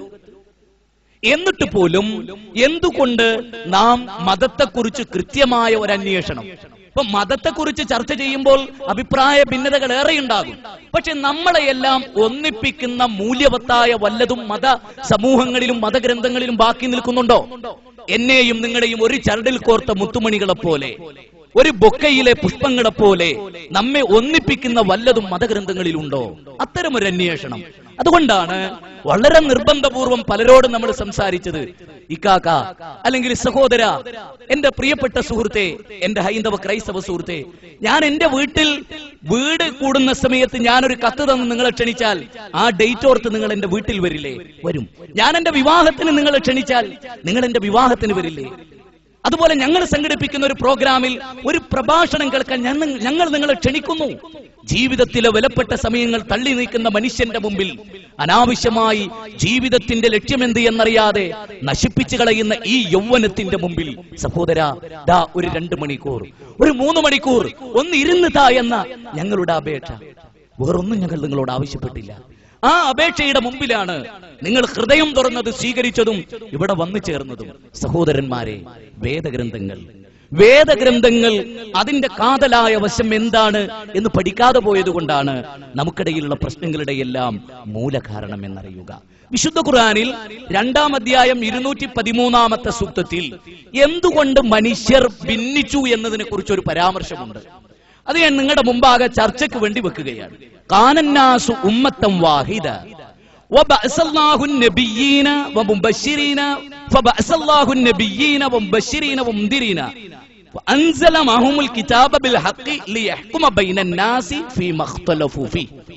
കാനന്നാസു ഉമ്മത്തൻ വാഹിദ, മനുഷ്യ സമുദായം ഒരൊറ്റ സമുദായമായിരുന്നു, ഒരേക സമുദായമായിരുന്നു. ഖുർആൻ ആദ്യം പറയുന്നതാണ്. അവരുടെ എല്ലാവരുടെയും വിശ്വാസമൊന്ന്, ആചാരമൊന്ന്, രീതിയൊന്ന്, സ്വഭാവമൊന്ന്, അവരുടെ ദൈവമൊന്ന്, അവർ ജീവിച്ച ലോകമൊന്ന്. ഇതെന്റെ നാട്, ഇത് നിന്റെ നാട്, എന്റെ നാട് ശ്രേഷ്ഠം, നിന്റെ നാട് പോക്ക് ഇല്ല. അങ്ങനെ ഒന്നുമില്ലാത്ത എല്ലാവരും ഒന്നായിരുന്നു ഒരു കാലം ഖുർആൻ പറയാൻ. എന്നിട്ട് പറഞ്ഞു, പിൽക്കാലത്തു മനുഷ്യർക്കിടയിൽ ഭിന്നത തലപൊക്കി. പിൽക്കാലത്ത് മനുഷ്യർക്കിടയിൽ ഭിന്നത തലപൊക്കി. ഭിന്നത ഉണ്ടായപ്പോൾ സാക്ഷാൽ മതത്തിലേക്ക് അവരെ തിരിച്ചു വിളിക്കാൻ പ്രവാചകന്മാർ വന്നു. ശ്രദ്ധിക്കണം, ആ മനുഷ്യരെ വീണ്ടും ഒന്നാക്കുന്നതിലേക്ക്, അവരൊരു സഹോദരന്മാരാക്കുന്നതിലേക്ക് അവരെ തിരിച്ചു വിളിച്ചു. ആര് തിരിച്ചു വിളിച്ചു? പ്രവാചകന്മാർ തിരിച്ചു വിളിച്ചു. പ്രവാചകന്മാർ അവരെ തിരിച്ചു വിളിച്ചു. അവർക്കിടയിലുള്ള അഭിപ്രായ ഭിന്നതകളിൽ തീർപ്പ് കൽപ്പിക്കാൻ വേദങ്ങൾ നൽകുകയും ചെയ്തു. അപ്പൊ വേദത്തിന്റെ ലക്ഷ്യം എന്താണ്? മനുഷ്യരെ ഒന്നിപ്പിക്കുക എന്നതാണ്. വേദങ്ങൾ മനുഷ്യരെ തമ്മിൽ അടുപ്പിക്കുകയല്ല, മറിച്ച് വേദങ്ങൾ മനുഷ്യരെ ഒന്നിപ്പിക്കുകയാണ് യഥാർത്ഥത്തിൽ ചെയ്യുന്നത്. മനുഷ്യനെ ഒന്നാക്കുകയാണ് വേദം ചെയ്യുന്നത്. അപ്പൊ വേദങ്ങളുടെ അന്തസാരത്തിലൂടെയുള്ള ഒരു സഞ്ചാരമാണ് ഇനിയുള്ള സമയം ഞാൻ ഉദ്ദേശിക്കുന്നത്. നിങ്ങൾക്കറിയാം, ശ്രീമദ് ഭഗവത്ഗീത ഭീഷ്മപർവം മുതൽ ആരംഭിക്കുകയാണ് മഹാഭാരതത്തിൽ. മഹാഭാരതത്തിന്റെ 25-ാം അധ്യായം മുതൽ 43 വരെ നീണ്ടുകിടക്കുന്ന 18 അധ്യായമുള്ള ശ്രീമദ് ഭഗവത്ഗീത. ആ ഭഗവത്ഗീതയിൽ ഒരിടത്ത് പറയുന്നത് 4-ാം അധ്യായം 7-8 ശ്ലോകങ്ങളിൽ, യഥാ യഥാ ഹി ധർമ്മസ്യ ഗ്ലാനിർഭവതി ഭാരത അപ്യുത്ഥാനമധർമ്മസ്യം തദാത്മാനം സൃജാമ്യഹം പരിത്രാണായ സാധൂനാം വിനാശായ ച ദുഷ്കൃതാം ധർമ്മസംസ്ഥാപനാർത്ഥായ സംഭവാമി യുഗേ യുഗേ. ധർമ്മത്തിന് ചുതി സംഭവിക്കുമ്പോ, അധർമ്മം കൊടികുത്തി വാഴുമ്പോൾ യുഗങ്ങൾ തോറും ദൈവം അവതരിക്കുന്നു എന്നാണ് ഗീത പറയുന്നത്. അതിനോട് ഖുർആനിന് വിയോജിപ്പുണ്ട്. മനുഷ്യരിൽ നിന്ന് തന്നെയുള്ള ആളുകളെയാണ് മനുഷ്യരെ നന്നാക്കാൻ തെരഞ്ഞെടുക്കുന്നത്. അതിന് യുക്തിഭദ്രമായ ചില തെളിവുകൾ ഇസ്ലാം മനുഷ്യരുടെ മുമ്പിൽ നിരത്തിയിട്ടുണ്ട്. നമുക്ക് പഠിക്കാവുന്നതാണ് ഓരോ കാര്യങ്ങളെ കുറിച്ചും. അപ്പോ അധർമ്മം കൊടികുത്തി വാഴുമ്പോൾ ധർമ്മം സ്ഥാപിക്കാനാണ് പ്രവാചകന്മാർ ലോകത്ത് വരുന്നത്. പ്രവാചകന്മാർ മനുഷ്യരെ സനാതന മൂല്യങ്ങളിലേക്കാണ് നയിക്കുന്നത്. അതിലേറ്റവും പ്രഥമമായ സന്ദേശം എന്തായിരുന്നു? ഏറ്റവും പ്രഥമമായ സന്ദേശം, നമ്മൾക്കെല്ലാം ചിന്തിക്കാനും പഠിക്കാനും പറ്റുന്ന ഏറ്റവും പ്രഥമമായ സന്ദേശം എന്തായിരുന്നു? അതാണ് നമ്മളിവിടെ ചർച്ച ചെയ്യുന്നത്. എല്ലാ മതഗ്രന്ഥങ്ങളും മനുഷ്യരെ പഠിപ്പിച്ചിട്ടുള്ള ഒന്നുണ്ട്. ഇപ്പൊ നിങ്ങൾക്കറിയാം, ഒരാളുടെ നാട്ടിൽ കടന്നു എന്ന് നമ്മളിൽ ഒരു വിഭാഗം പറയാണ്, നിങ്ങൾ മുസ്ലിങ്ങൾ വിശ്വസിക്കുന്ന ഇന്ന വ്യക്തിയെ, ഇന്ന ആളെ നിങ്ങൾ ആരാധിക്കണം എന്ന് പറഞ്ഞാൽ തീർച്ചയായും അവർ പറയും, ഞങ്ങൾ മുസ്ലിങ്ങളല്ലല്ലോ, ഞങ്ങൾ ഹൈന്ദവരാണല്ലോ, ക്രൈസ്തവരാണല്ലോ എന്നവർ പറയും. ഒരു ക്രൈസ്തവൻ വന്നിട്ട് യേശുക്രിസ്തുവിനെയോ കന്യാമറിയമിനെയോ നിങ്ങൾ ആരാധിക്കണമെന്ന് പറഞ്ഞാൽ ഹൈന്ദവനും അതോടൊപ്പം തന്നെ മുസ്ലിമും ചോദിക്കും, ഞങ്ങൾ ഹൈന്ദവരാണ്, ഞങ്ങൾ മുസ്ലിങ്ങളാണ്, ഞങ്ങൾ ആ ദൈവത്തിൽ വിശ്വസിക്കുന്നില്ല. ഇനി ഒരു ഹൈന്ദവൻ പറയാണ് നിങ്ങൾ ശ്രീരാമനെയും അതുപോലെ തന്നെ ശ്രീകൃഷ്ണനെയും വിളിച്ച് ആരാധിക്കണം എന്ന് പറഞ്ഞാൽ ക്രൈസ്തവനും മുസ്ലിമും പറയും, ഞങ്ങൾ അതിൽ വിശ്വസിക്കുന്നില്ല. എന്നാൽ ക്രൈസ്തവനും ഹൈന്ദവനും മുസ്ലിമിനും എല്ലാവർക്കും സ്വീകരിക്കാൻ പറ്റിയ ഒരു ദൈവത്തെ വല്ല വേദവും പരിചയപ്പെടുത്തിയിട്ടുണ്ടോ? എല്ലാവർക്കും വെള്ളം നൽകുന്ന, എല്ലാവരുടെ കയ്യിലും മൊബൈൽ ഫോൺ ഉണ്ട് അല്ലെ, പ്രീപെയ്ഡ് ഉണ്ട്, പോസ്റ്റ് പെയ്ഡും ഉണ്ട്. ഇതിന് ബില്ലടക്കണം, എല്ലാവർക്കും അറിയാം. പക്ഷെ 50 വയസ്സുള്ള ഒരാളോട് ഈ സദസ്സിൽ വെച്ച് ചോദിക്കുക, 50 കൊല്ലം യാതൊരു ഇടതടവുമില്ലാതെ വായു ശ്വസിച്ചിട്ട് നിങ്ങളുടെ നാഥൻ നിങ്ങളോട് ഇത്ര യൂണിറ്റ് വായു ശ്വസിച്ചതിന് പണം വാങ്ങിയിട്ടുണ്ട്. എന്റെയും നിങ്ങളുടെയും നാഥൻ ഇത്ര യൂണിറ്റ് വായു ശ്വസിച്ചു, അതുകൊണ്ട് ആ പണം എടുത്താൽ പ്രൈവറ്റ് ഹോസ്പിറ്റലിൽ വെന്റിലേറ്ററിൽ ഘടിപ്പിച്ച് കൃത്രിമമായി ശ്വാസോച്ഛ്വാസം നൽകിയാൽ ഒരു കമ്പ്യൂട്ടർ ബില്ല് നമുക്ക് തരും, ഇത്ര. അപ്പം പറയും, മക്കളെ, അച്ഛൻ 4 ദിവസം ഹോസ്പിറ്റലിൽ കിടന്നപ്പോ ഇത്ര വലിയ ബില്ലുണ്ടല്ലോ, എന്താ ചെയ്യാ? വളരെ പ്രയാസമാണ് ഏത് ആൾക്കാണെങ്കിലും, പ്രത്യേകിച്ച് ദരിദ്രന്മാരാണെങ്കിൽ അവരുടെ കാര്യം പറയുന്നതും വേണ്ട. ഈ അവസ്ഥയിൽ നിങ്ങൾ ദൈവത്തെ പറ്റി ഒന്ന് ആലോചിച്ചു നോക്കൂ. 60 കൊല്ലം വരെ അച്ഛൻ ഒന്നും ഉണ്ടായിരുന്നില്ല. 50 വയസ്സ് വരെ ബാപ്പാക്ക് ഒന്നും ഉണ്ടായിരുന്നില്ല. 55-ാമത്തെ വയസ്സിൽ ബാപ്പാക്ക് ശ്വാസതടസ്സം ഉണ്ടായപ്പോ വെറും 4 ദിവസം കൊണ്ട് ഹോസ്പിറ്റലിൽ കൊടുക്കേണ്ടി വന്നത് 1 ലക്ഷം രൂപയാണെങ്കിൽ ദൈവത്തോട് എത്രമാത്രം നന്ദി ഉണ്ടാകണം. 55 വയസ്സ് വരെ 1 ഇഞ്ച് പണം ചോദിക്കാതെ നമുക്ക് വായു തന്ന ആ നാഥനെ കുറിച്ച് എപ്പോഴെങ്കിലും ചിന്തിച്ചിട്ടുണ്ടോ? മിംസ് ഹോസ്പിറ്റലിൽ 20 കൊല്ലം എങ്ങാണ്ട് കാത് കേൾക്കാത്ത ഒരാൾക്ക് മനോജ് ഡോക്ടർ ഓപ്പറേഷനിലൂടെ കേൾവി തിരിച്ചു കൊടുത്തപ്പോ പത്രത്തിൽ വലിയൊരു പടം വന്നു. മനോജ് ഡോക്ടറുടെ ENT സ്പെഷ്യലിസ്റ്റായ മനോജ് സാറിന്റെ ഒരു ഫോട്ടോവും അതിലൊരു ന്യൂസും. അതിവിദഗ്ധനായ ഡോക്ടർ എന്ന പേരിൽ അദ്ദേഹത്തെ മിംസും പത്രങ്ങളും വായിത്തി. ഞാൻ ആ സമയത്ത് ആലോചിച്ച ഒരു സംഗതി, ഒരു മനുഷ്യന് കാത് കേൾക്കാത്തതിന്റെ പേരിൽ കാത് കേൾപ്പിച്ച മനുഷ്യൻ പത്രത്താളുകളിൽ ഫേമസ് ആയി. കോടിക്കണക്കായ മനുഷ്യർ ഈ ഭൂതലത്തിൽ ജനിക്കുകയും വളരുകയും മരിക്കുകയും തകരുകയും ചെയ്തിട്ട് അവർക്കെല്ലാം കേൾവി നൽകിയ ഒരു നാഥന്റെ ഗാംഭീര്യം ഒരു പത്രകോളങ്ങളിലും നമ്മൾ കണ്ടില്ല. വിശുദ്ധ ഖുർആനിൽ ഒരു ചോദ്യമുണ്ട്, അല്ല ജനങ്ങളെ, നിങ്ങൾ നിങ്ങളുടെ നാഥന് ഒരു ഗാംഭീര്യം കാണുന്നില്ലേ? യാ അയ്യുഹൽ ഇൻസാൻ, അല്ലയോ മനുഷ്യരെ. ഖുർആനിൽ 20 സ്ഥലത്ത്, 20-ലധികം സ്ഥലത്ത് അല്ലയോ മനുഷ്യരെ, അല്ലയോ മുസ്ലിങ്ങളെ എന്ന ഒരു അഭിസംബോധനയും ഖുർആനിലില്ല. അല്ലയോ മുസ്ലിങ്ങളെ, അല്ലയോ അറേബ്യക്കാരെ എന്നൊരു പരാമർശം ഖുർആനിലില്ല. നിങ്ങൾ ഖുർആൻ വായിക്കണം. യാ അയ്യുഹന്നാസ്, അല്ലയോ മനുഷ്യരെ. യാ അയ്യുഹൽ ഇൻസാൻ, അല്ല മനുഷ്യരെ. ദൈവത്തിന്റെ ചോദ്യമാണ്, മാ ഗറക ബിറബ്ബിക്കൽ കരീം, ഔദാര്യവാനായ നിന്റെ നാഥനെ, നിന്റെ ദൈവത്തെ നീ എന്താ മറന്നു കളഞ്ഞത്? എങ്ങനെയുള്ളവനാണ് നിന്റെ ദൈവം? അല്ലദീ ഖലഖക, നിന്നെ സൃഷ്ടിച്ചവൻ. മനുഷ്യരെ നിന്നെ സൃഷ്ടിച്ചവൻ, പിന്നെ നിനക്ക് ആകാരം നൽകിയവൻ, നിന്നെ മനോഹരമാക്കിയവൻ, നീ എന്ന മനുഷ്യനെ കാണുന്നവർക്കൊക്കെ ആനന്ദമുണ്ടാക്കിയവൻ. അങ്ങനെ ഒരു ദൈവം. നിങ്ങൾ നോക്കൂ, നമ്മുടെ കല്യാണിക്കുട്ടിയാവട്ടെ ആമിനക്കുട്ടിയാവട്ടെ ഗർഭം ധരിച്ചാൽ ബീജവും അണ്ടവും കൂടിച്ചേർന്ന് ആദ്യ ദിനങ്ങളിൽ നിങ്ങൾ മനസ്സിലാക്കണം. വിശുദ്ധ ഖുർആൻ മനുഷ്യരോടൊരു ചോദ്യം, അല്ല മനുഷ്യരെ ഫൽ യൻദുരിൽ ഇൻസാനു മിമ്മ ഖുലിഖ്, മനുഷ്യരെ നിങ്ങൾ നിങ്ങളുടെ സൃഷ്ടിപ്പിനെ കുറിച്ച് ആലോചിച്ചിട്ടുണ്ടോ? ന്യായമായ ചോദ്യം. നിങ്ങൾ എങ്ങനെ ഉണ്ടായി എന്നതിനെ കുറിച്ച് നിങ്ങൾ ആലോചിച്ചിട്ടുണ്ടോ? വേദഗ്രന്ഥങ്ങൾ അത്തരമൊരു ദൈവത്തെ പരിചയപ്പെടുത്തുന്നുണ്ട്. എല്ലാറ്റിനെയും സൃഷ്ടിച്ച, എല്ലാറ്റിനെയും നിയന്ത്രിക്കുന്ന, ഈ ലോകത്തെ മുഴുക്ക സംവിധാനിക്കുന്ന ഒരു ദൈവത്തെ പരിചയപ്പെടുത്തുന്നുണ്ട്. ഉറക്കമില്ലാത്ത, മഴക്കമില്ലാത്ത, ക്ഷീണമില്ലാത്ത, തളർച്ചയില്ലാത്ത, സദാ ജാഗ്രത പുലർത്തുന്ന ഒരു ദൈവം. ഹൈന്ദവ വേദഗ്രന്ഥത്തിൽ ദൈവത്തെ പറ്റി പറയുന്നത് ദീദീവികൻ എന്നാണ്. ദീദീവികൻ. ഈ ദീദീവികൻ എന്ന സംസ്കൃത പദത്തിന്റെ അർത്ഥം എന്താണെന്നറിയാം നിങ്ങൾക്ക്? സദാ നിതാന്ത ജാഗ്രതയോടെ, കണ്ണുകൾ ഹിമവെട്ടാതെ എല്ലാം വീക്ഷിച്ചു കൊണ്ടിരിക്കുന്നവൻ എന്നാണ്. ഒന്നുകൂടെ പറയാൻ ഞാൻ, ഒരിക്കൽ പോലും കണ്ണടഞ്ഞു പോകാതെ സദാ ജാഗ്രതയോടുകൂടി എല്ലാറ്റിനെയും ഒരേപോലെ കണ്ടുകൊണ്ടിരിക്കുന്ന പ്രപഞ്ചനാഥൻ എന്നാണ് ദീദീവികൻ എന്ന് പറഞ്ഞാൽ. ഞാൻ എന്റെ ഹൈന്ദവ സഹോദരങ്ങളോട്, എന്റെ പ്രിയ സുഹൃത്തുക്കളോട്, എന്റെ കൂടെ പിച്ച വെച്ച് വളർന്ന് ഇന്ന് സമപ്രായക്കാരായി നിൽക്കുന്ന എന്റെ സഹോദരങ്ങളോട്, സദാസമയം ജാഗ്രതയോടുകൂടി ഏതു പാതിരാത്രിയിലെയും നമ്മുടെ കൂട്ടായ്മയെ കണ്ടുകൊണ്ടിരിക്കുന്ന, ആരും നമ്മെ തള്ളിപ്പറയുമ്പോഴും നമ്മെ സ്വീകരിക്കുന്ന, നമ്മെ സദാ ജാഗ്രതയോടുകൂടി നോക്കിക്കൊണ്ടിരിക്കുന്ന ഈ സിട്ടാവിന്റെ ഗുണവിശേഷത്തിൽ നാം ഇന്ന് ആരാധിക്കുന്ന ആർക്കെങ്കിലും ആ യോഗ്യതയുണ്ടോ? ആ യോഗ്യതയുണ്ടോ? മുഹമ്മദ് നബിക്ക് മനുഷ്യരെ സദാസമയം ജാഗ്രതയോടുകൂടി നോക്കാൻ സാധിച്ചിട്ടുണ്ടോ? ഇല്ല എന്നതിന് വ്യക്തമായ ഒരു തെളിവ് ഞാൻ പറയാം. പ്രവാചകനെ ശത്രുക്കൾ വലിയ കുഴി കുഴിച്ച് അതിൽ വീഴ്ത്താറുണ്ടായിരുന്നു. വലിയൊരു കുഴി കുഴിച്ച് ചുള്ളിക്കമ്പുകൾ വെച്ച് അതിന്റെ മേലെ മെല്ലെ അവർ കടലാസുകൾ പാകി ആ പ്രവാചകനെ വീഴ്ത്താൻ വേണ്ടി ചെയ്തു. പ്രവാചകൻ വളരെ വേഗത്തിൽ നടന്നുപോയി. പ്രവാചകൻ ആ കുഴിയിൽ ചെന്ന് വീണു. പ്രവാചകന്റെ കാല് മുറിഞ്ഞു. സദാ ജാഗ്രതയോടുകൂടി എല്ലാം കണ്ടുകൊണ്ടിരിക്കുന്നവൻ എന്ന യോഗ്യത മുഹമ്മദ് നബിയുമായി നിങ്ങളൊന്ന് ബന്ധപ്പെടുത്തി നോക്കൂ. എല്ലാം അറിയുന്നവൻ എന്ന ദൈവത്തിന്റെ ഗുണവിശേഷവുമായി നിങ്ങൾ മുഹമ്മദ് നബിയെ ഒന്ന് ബന്ധപ്പെടുത്തി നോക്കൂ. ഇതുപോലെ നിങ്ങൾ സായിബാബയെയും മാതാമൃതാനന്ദമയെയും യേശുക്രിസ്തുവിനെയും മൊയ്തീൻ ശൈഖിനെയും തങ്ങന്മാരെയും ബീവിമാരെയും നാം ഇന്ന് ആരാധിക്കുന്ന ആരാധ്യന്മാരെയും എല്ലാം ഈ ദീദീവികൻ എന്ന സംസ്കൃത പദത്തിലെ ദൈവത്തിന്റെ ഗുണവിശേഷവുമായി ബന്ധപ്പെടുത്തി നോക്കൂ. വല്ല ബന്ധവുമുണ്ടോ? ദൈവമാകാനുള്ള യോഗ്യതയുണ്ടോ എന്ന്? ആ യോഗ്യത പരിശോധിക്കുന്നിടത്ത് ഒരു ജില്ലാ കളക്ടർ എന്ന് പറഞ്ഞ ഒരാൾ ആ കസേരയിൽ കയറിയിരിക്കുമ്പോൾ ജില്ലാ കളക്ടർക്ക് ചില യോഗ്യതയുണ്ട്, ചില എഡ്യൂക്കേഷൻ വിദ്യാഭ്യാസം നേടേണ്ടതുണ്ട്, അയാൾക്ക് ചില പ്രത്യേക ക്വാളിഫിക്കേഷൻ ഉണ്ടാകേണ്ടതുണ്ട്. അതൊന്നുമില്ലാത്ത നാട്ടിലൂടെ നടക്കുന്ന ഒരാളെ പിടിച്ച് ജില്ലാ കളക്ടർ ആക്കി അതിന്റെ ദുരന്തവും ലോകം അനുഭവിക്കും. അങ്ങനെ പലതും നമ്മൾ അനുഭവിച്ചിട്ടുണ്ട്.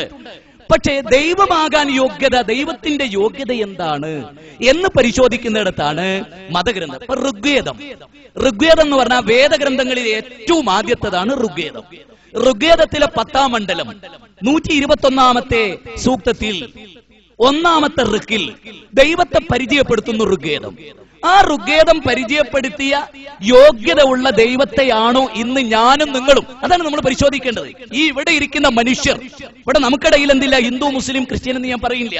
നമ്മൾ മനുഷ്യർ പരിശോധിക്കുക, ഈ പറഞ്ഞിരിക്കുന്ന ഋഗ്വേദം പരിചയപ്പെടുത്തിയ ദൈവത്തെയാണോ നമ്മൾ ഇന്ന് ആരാധിക്കുന്നത് എന്ന് പരിശോധിച്ചാൽ നാം ഒന്നായി. നമുക്കിടയിൽ യാതൊരുവിധ അസ്പർശ്യതയുടെയും പ്രശ്നങ്ങളില്ല. കേട്ടോളൂ നിങ്ങൾ, ഹിരണ്യ സ്തോത്രം എന്ന പേരിലാണ് ആ സൂക്തം അറിയപ്പെടുന്നത്. ഹിരണ്യ ഗർഭസ്ഥ സമവർദ്ധദാഗ്രേ ഭൂതസ്യ ജാതഃ പതിരേക ആസീത് സദാധാര പൃഥ്വ്യൂം ധ്യാമുദേമാം കസ്മൈ ദേവായ അവിശാവിദേമാം. ഇത് സംസ്കൃതത്തിൽ പറയുമ്പോൾ ആളുകൾക്ക് എന്താ പറഞ്ഞത് എന്നറിയില്ല. അതിന്റെ പരിഭാഷയാണ് ഞാൻ വായിക്കുന്നത്. പ്രകാശസ്വരൂപിയും, ദൈവത്തെ പറ്റി പറയണം, പ്രകാശസ്വരൂപിയും സൂര്യാദിയായി പ്രകാശിക്കുന്ന പദാർത്ഥങ്ങളെ, സൂര്യനെ, ചന്ദ്രനെ, സകല നക്ഷത്രങ്ങളെയും ഇതിനെയെല്ലാം സൃഷ്ടിച്ചിട്ടുള്ള, അതിനെ സൃഷ്ടിച്ചു വഹിക്കുന്നവനും ഉൽപ്പന്നമായ മുഴുവൻ ജഗത്തിന്റെയും, ശ്രദ്ധിക്കണം, വളരെ ശ്രദ്ധിക്കണം, ഉൽപ്പന്നമായ മുഴുവൻ ജഗത്തിന്റെയും സൃഷ്ടാവാരാണോ പ്രസിദ്ധനായ രക്ഷകനും, ശ്രദ്ധിക്കണം, ഈ മഹാപ്രപഞ്ചത്തിന്റെ രക്ഷകനും ആയ ഏക ബ്രഹ്മമുണ്ട്. ജഗത്തുണ്ടാവും മുമ്പ് അവൻ വെളിപ്പെട്ടു. ശ്രദ്ധിക്കുക, ആ പദപ്രയോഗം വല്ലാതെ ശ്രദ്ധിക്കുക. ഋഗ്വേദമാണ് ഞാൻ ഈ പറയുന്നത്. ഈ പ്രപഞ്ചം സൃഷ്ടിക്കപ്പെടുന്നതിന് മുമ്പുണ്ടവൻ. ഇനി ആലോചിച്ചു നോക്കൂ, മുഹമ്മദ് നബി സല്ലല്ലാഹു അലൈഹി വസല്ലം ഈ ലോകത്ത് വന്നിട്ട് 1450 വർഷങ്ങൾ പിന്നിട്ടു. ഈ 1450 വർഷങ്ങൾക്ക് മുമ്പ് ലോകമുണ്ടോ? ആകാശമുണ്ടോ? സൂര്യനുണ്ടോ? ചന്ദ്രൻ അതിന്റെ നിലാവലകൾ പൊഴിച്ചിരുന്നോ? ആഴിയുടെ അഗാധതലത്തിൽ മത്സ്യങ്ങൾ നീന്തി തുടിച്ചിരുന്നോ? ഈ കണ്ട ചരാചരങ്ങൾ ഉണ്ടായിരുന്നോ? പറവകൾ വട്ടമിട്ട് പറത്തിരുന്നോ? ഈ പ്രപഞ്ചം ഈ നിലയിലെല്ലാം ഉണ്ടായിരുന്നോ? ഉണ്ട്. എങ്കിൽ അതിനെ ആരാ പടച്ചത്? ദാപരയുഗവും ത്രേതായുഗവും കഴിഞ്ഞ് ഇന്ന് നമ്മൾ കലിയുഗത്തില് ദശരഥ മഹാരാജാവിന്റെ പുത്രനായി പുത്രകാമേട്ടി യാഗത്തിന്റെ അന്തിമഘട്ടത്തിൽ ശൃംഗമുനി പായസാന്നം നൽകി കൈകേയി, കൗസല്യ, സുമിത്ര ഇവർ ഭുജിച്ച് 3 പേരും ഗർഭം ധരിച്ച് 4 കുഞ്ഞുങ്ങൾക്ക് ജന്മം നൽകിയതിൽ കൗസല്യയുടെ പുത്രനായിരുന്നു ശ്രീരാമൻ. ശ്രീരാമൻ ഈ ഭൂതലത്തിലേക്ക് ഭൂജാതനാകുമ്പോ മനോഹരമായ ഈ ഭൂമിയില്ലേ? ഉണ്ട്. ഈ ഭൂമിയുടെ പരപ്പും വിധാനങ്ങളുമില്ലേ? ഉണ്ട്. പർവ്വതങ്ങൾ ഉയർന്നു നിന്നിരുന്നില്ലേ? ഉണ്ട്. കളകളാരവും പുഴക്കി ഒഴുകുന്ന കൊച്ചരിവുകൾ ഉണ്ടായിരുന്നില്ലേ? അതെ. കാനനങ്ങൾ ഉണ്ടായിരുന്നില്ലേ? അതെ. പോകട്ടെ, ദശരഥ മഹാരാജാവും കൗസല്യയും കൈകേയും സുമിത്രയും ലോകവും ഇവിടെ ഉണ്ടായിരുന്നില്ലേ? അതെ, ഉണ്ടായിരുന്നു. ആകാശത്തുനിന്ന് മഴ ചൊരിഞ്ഞിരുന്നില്ലേ? അതെ. ആരാണത് ചൊരിഞ്ഞു കൊടുത്തത്? ശ്രീരാമൻ ഈ ഭൂതലത്തിൽ ഭൂജാതനാകുന്നതിന് മുമ്പ് ഈ മഹാപ്രപഞ്ചത്തെ നിയന്ത്രിച്ച ആ പ്രപഞ്ചത്തിന്റെ ബ്രഹ്മാണ്ടത്തിന്റെ തമ്പുരാനാരാണ്? ഓം സദേ സമസ്തേ സർവലോകാശ്രയായ, ഓം സദേ സമസ്തേ സർവലോകാശ്രയായ, സർവലോകങ്ങൾക്കും സർവഭൂഖണ്ഡങ്ങൾക്കും ആശ്രയിക്കാൻ പറ്റിയ ആ ദൈവം, ആ ദൈവത്തെ ആരാധിക്കണമെന്ന് പറഞ്ഞാൽ അതെങ്ങനെ പക്ഷപാതിത്വമാവുക? അതെങ്ങനെ വർഗീയതയാവുക? ഊട്ടിയിലെ ഒരു പൂങ്കാവനത്തിലേക്ക് കടന്നു ചെന്നു. ഊട്ടിയിലെ ഒരു പൂങ്കാവനത്തിൽ പന്നീർ പൂവത്തെ മുള്ളു നടാതെ കയ്യിൽ ഇങ്ങനെ പറിച്ചെടുത്തിട്ട്, ആ പുഷ്പമേ ഈ അധിക തുങ്കപദത്തിൽ നീ എത്ര ശോഭിച്ചിരുന്നു എന്ന് ചോദിക്കുമ്പോ ഒരു മുസൽമാന്റെ മനസ്സിൽ ആ പന്നീർ പൂവിനെ, ഊട്ടിയിലെ ഈ പ്രദേശത്ത് ആ പന്നീർ പൂവിനെ വളർത്തിയതിന്റെ പിന്നിൽ ആ അള്ളാഹുവാണ് എന്നാണ് ഞങ്ങളുടെ വിശ്വാസം. ആ അള്ളാഹു, ആ പന്നീർ പൂവിന്റെ ഇതളിന് മനോഹാരിത നൽകിയ ആ സിട്ടാവാണ് ലോകത്ത് കൃമികീടങ്ങളെ സൃഷ്ടിച്ചത്. ഈ ട്യൂബിന്റെയും ഈ ബൾബിന്റെയും ചുറ്റുവട്ടത്ത് വട്ടമിട്ട് പറക്കുന്ന കൊച്ചു പ്രാണികളെ പോലും സൃഷ്ടിച്ചതിന്റെ പിന്നിൽ ആ സിട്ടാവാണ് എന്നാണ് ഞങ്ങൾ പറയുന്നത്. സകല ജഗത്തിനെയും നിയന്ത്രിക്കുന്ന ബ്രഹ്മാണ്ടത്തിന്റെ തമ്പുരാൻ. റഷ്യക്കാരന് പരിചയമുള്ള ദൈവത്തെ അമേരിക്കക്കാരന് പരിചയമില്ല. അമേരിക്കക്കാരൻ ആരാധിക്കുന്ന ദൈവത്തിന് കേരളക്കാരന് പരിചയമില്ല. തമിഴ്നാട്ടുകാരൻ ആണ്ടവ കാപ്പാത്തനെ എന്ന് പറയുന്ന ഒരു പ്രത്യേക ദൈവത്തിന്, ആ ദൈവത്തെ കർണാടകക്കാരന് പരിചയമില്ല. മഹാരാഷ്ട്രക്കാരൻ ആരാധിക്കുന്ന ദൈവത്തെ എവിടെയോ അങ്ങ് യുപിയിലുള്ളവന് പരിചയമില്ല. സഹോദര, ഇങ്ങനെ അറേബ്യയിൽ ഒരു ആരാധിക്കപ്പെടുന്ന ആളുകൾക്ക് അവിടെ ഇന്തോനേഷ്യയിലോ അല്ലെങ്കിൽ ഇറാഖിലോ പലസ്തീനിലോ ചെച്നിയയിലോ ബോസ്നിയയിലോ കോസഡോവയിലോ കാശ്മീരിന്റെ മലമടക്കുകളിലോ ആരാധിക്കപ്പെടുന്ന ദൈവത്തെ പരിചയമില്ല. എന്നാൽ ഈ തെങ്ങുയർന്നു നിൽക്കുകയും അതിന്റെ തേങ്ങ നമുക്ക് നൽകുകയും ഈ ഓലയെ സംവിധാനിക്കുകയും ഈ കണ്ട മഹാജഗത്തിനെ കാണുമ്പോ ആരാണ് ഈ മഹാപ്രപഞ്ചത്തെ സൃഷ്ടിച്ചത് എന്ന് ആരാ സുഹൃത്തുക്കളെ ചോദിച്ചു പോകാത്തത്? ആ സിട്ടാവിനെ ആരാധിക്കണമെന്ന് പറഞ്ഞാൽ ആർക്കാണത് നിഷേധിക്കാൻ കഴിയുക? നമ്മൾ കയറി ചെല്ലുന്നു, സുരേഷേ, ഞാൻ വന്നത് നിന്നൊരു കാര്യത്തിലേക്ക് ക്ഷണിക്കാനാണ്. എന്റെയും നിന്റെയും, എനിക്കും നിനക്കും വായുവും വെള്ളവും നൽകിയ, നമുക്ക് ഭക്ഷണം നൽകിയ, നമ്മെ നിയന്ത്രിക്കുന്ന, സൂര്യന്റെ കിരണങ്ങൾ നൽകുന്ന, ചന്ദ്രന്റെ നിലാവലകൾ പൊഴിച്ചിരുന്ന ആ സിട്ടാവിലേക്ക് നിന്നെ ക്ഷണിക്കാനാണ് ഞാൻ വന്നത്. എവിടെ ഇവിടെ വർഗീയത? എവിടെ ഇവിടെ വർഗീയത? കാലദേശബന്ധിതമല്ലാത്ത അനുഗ്രഹീതമായ ഒരു സന്ദേശമാണ് സുഹൃത്തുക്കളെ നിങ്ങളുടെ മുമ്പിൽ വെക്കുന്നത്. ബാന്ധവാ മാനവാ സർവേ സ്വദേശാ ഭുവനത്രയം, ബാന്ധവാ മാനവാ സർവേ സ്വദേശാ ഭുവനത്രയം. അല്ലയോ മനുഷ്യരെ, നിങ്ങളൊക്കെ ഒരു കുടുംബത്തിലെ അംഗങ്ങളാണ്. സർവേ സ്വദേശാ ഭുവനത്രയം. ഈ ലോകമാണ് നിങ്ങളുടെ തറവാട്. ഈ ലോകമാണ് നിങ്ങളുടെ തറവാട്. വിചാരധാരയിൽ ഗുരുജി ഗോൾവാൾക്കറിന് ഒരു വാചകമുണ്ട്, 1-2 പാരഗ്രാഫുകൾ. അതിൽ ഗുരുജി ഗോൾവാൾക്കർ വിചാരധാരയിൽ പറയാണ്, വൈദേശിക മതങ്ങൾ ഭാരതാംബയുടെ കണ്ണിലെ കരടാണ്. അത് തുടച്ചു നീക്കാത്ത കാലത്തോളം ഭാരതാംബയുടെ കണ്ണ് കലങ്ങിക്കൊണ്ടേയിരിക്കുന്ന അത്തരമൊരു ചിന്ത ഭാരതത്തിൽ ഉണ്ടായിരുന്നില്ല. ഭാരതം പറയുന്നത് ബാന്ധവാ മാനവാ സർവേ സ്വദേശാ ഭുവനത്രയം. മനുഷ്യരെ, നിങ്ങൾക്കൊരു കുടുംബത്തിലെ അംഗങ്ങളാണ്. വസുദൈവ കുടുംബകം. രവീന്ദ്രനാഥ ടാഗോറിന്റെ വിഖ്യാതമായ ഗീതാഞ്ജലിയിൽ ഈ മഹത്തായ സങ്കല്പം അല്ലേ? സോദരർ തമ്മിലെപ്പോരൊരു പോരല്ല, സൗഹൃദത്തിന്റെ കലങ്ങി മറിയലാം. എഴുത്തച്ഛന്റെ കവിതയിലുള്ള ഒരു വാചകമാണ്. സ്നേഹത്തിൽ നിന്നുദിക്കുന്നു ലോകം, സ്നേഹത്താൽ വൃദ്ധി തേടുന്നു, സ്നേഹമാണകില സാരമൊഴിയിൽ. സ്നേഹിക്ക ഉണ്ണി നീ നിന്നെ ദ്രോഹിക്കുന്ന ജനത്തെയും. കുമാരനാശാന്റെ കവിതയാണ്. സ്നേഹത്തിൽ നിന്നാണ് ഈ ലോകം ഉദിക്കുന്നത്, സ്നേഹത്താലാണ് ഈ ലോകം അഭിവൃദ്ധി പ്രാപിക്കുന്നത്. അതുകൊണ്ട് സ്നേഹിക്ക ഉണ്ണി നീ നിന്നെ ദ്രോഹിക്കുന്ന ജനത്തെയും എന്ന്. അത്ര ഉദാത്തമായ ഒരു മൂല്യം ഇവിടെ നിലനിൽക്കുന്നു. അതുകൊണ്ട് ഇസ്ലാം ലോകത്തോട് പറയുന്നത്, ലോകത്തെ പരിചയപ്പെടുത്തുന്നത് ഈ പ്രപഞ്ചത്തിന്റെ നാഥനെയാണ്, ലോകത്തിന്റെ സിട്ടാവിനെയാണ്. ഇപ്പൊ ഖുർആനിലെ മോസസ് പ്രവാചകനെ കുറിച്ച് 10 കമൻമെന്റ്സ് ക്രൈസ്തവർക്ക് എല്ലാ മതവിഭാഗങ്ങൾക്കും നന്നായി അറിയാവുന്ന ഒരു ഭാഗമാണ് മോസസ് പ്രവാചകനെ കുറിച്ച്, 10 കമൻമെന്റ്സിന്റെ പ്രവാചകനെ കുറിച്ച്. റാംസസ് രണ്ടാമന്റെ കൊട്ടാരത്തിലേക്ക്, ഇതുപോലെ റാംസസ് രണ്ടാമൻ എന്ന് പറയുന്ന ഫറോവ ചക്രവർത്തിയുടെ കൊട്ടാരത്തിലേക്ക് മൂസാ നബി കയറി ചെല്ലുന്ന ചരിത്രത്തിലെ ധന്യധന്യമായ ഒരു രംഗമുണ്ട്. ആ കൊട്ടാരത്തിലേക്ക് കയറി ചെന്നിട്ട് ഫിറൗൻ പറഞ്ഞു, ഇന്ന റസൂൽ റബ്ബിൽ ആലമീൻ, ഞങ്ങൾ ലോകനാഥന്റെ പ്രവാചകന്മാരാകുന്നു. ഈ ലോകത്തിന്റെ മുഴുവനും കാരണക്കാരൻ ആരാണോ ആ കാരണക്കാരന്റെ പ്രവാചകന്മാരാകുന്നു ഞങ്ങൾ. അപ്പോൾ ഫിറൗൻ തിരിച്ചൊരു ചോദ്യം ചോദിച്ചു, വമാ റബ്ബുൽ ആലമീൻ, നിങ്ങൾ ഈ പറയുന്ന ദൈവം ആരാണ്? മൂസ, നീ പരിചയപ്പെടുത്തിയ ദൈവം ആരാണ്? അപ്പോൾ പറയുന്നത് വളരെ വ്യക്തമായ ഒരു വാചകമാണ് പറയുന്നത്. എന്താണ്? റബ്ബുസ് സമാവാതി വൽ അർളി വമാ ബൈനഹുമാ ഇൻ കുൻതും മുഖിനീൻ. ആകാശത്തെയും ഭൂമിയെയും സൃഷ്ടിച്ചവനാരോ? ശ്രദ്ധിക്കണം, ആകാശത്തെയും ഭൂമിയെയും അതിനിടയിലുള്ളതിനെയും സൃഷ്ടിച്ചവനാരാണോ, സംവിധാനിച്ചവനാരാണോ, അവനാകുന്നു ഈ പ്രപഞ്ചത്തിന്റെ നാഥൻ. മട്ടുപ്പാവിൽ മലർന്നു കിടന്ന് താരാപഥങ്ങളെ നോക്കുമ്പോ, മിന്നി മറിഞ്ഞുകൊണ്ടിരിക്കുന്ന നക്ഷത്രങ്ങൾ നോക്കുമ്പോ, അരിമണികൾ വാരി വിതറിയ പോലെയുള്ള നക്ഷത്രങ്ങൾ നോക്കുമ്പോ നമ്മൾ മനസ്സിലാക്കേണ്ട വളരെ പ്രധാനമായ ഒരു കാര്യം, ആ മിന്നിത്തിളങ്ങുന്ന നക്ഷത്രങ്ങളെ പടച്ചവനെയാണ് ഇസ്ലാം പരിചയപ്പെടുത്തുന്നത്. അത് യേശുക്രിസ്തുവിന് മുമ്പ് പ്രകാശിക്കുന്നുണ്ടെങ്കിൽ, അത് അബ്രഹാം പ്രവാചകന് മുമ്പ് പ്രകാശിക്കുന്നുണ്ടെങ്കിൽ, അത് ആദാം പ്രവാചകന് മുമ്പ് പ്രകാശിക്കുന്നുണ്ടെങ്കിൽ, അത് ഈ പ്രപഞ്ചത്തിലെ മനുഷ്യരെ മുഴുവനും സൃഷ്ടിക്കുന്നതിന് മുമ്പ് പ്രകാശിക്കുന്നുണ്ടെങ്കിൽ, ആ പ്രകാശിപ്പിച്ചതിനെ സൃഷ്ടിച്ചവൻ ആരാണോ അവനാണ് പ്രപഞ്ചത്തിന്റെ നാഥൻ എന്ന് പറഞ്ഞാൽ എവിടെയാണ് സഹോദര വർഗീയത?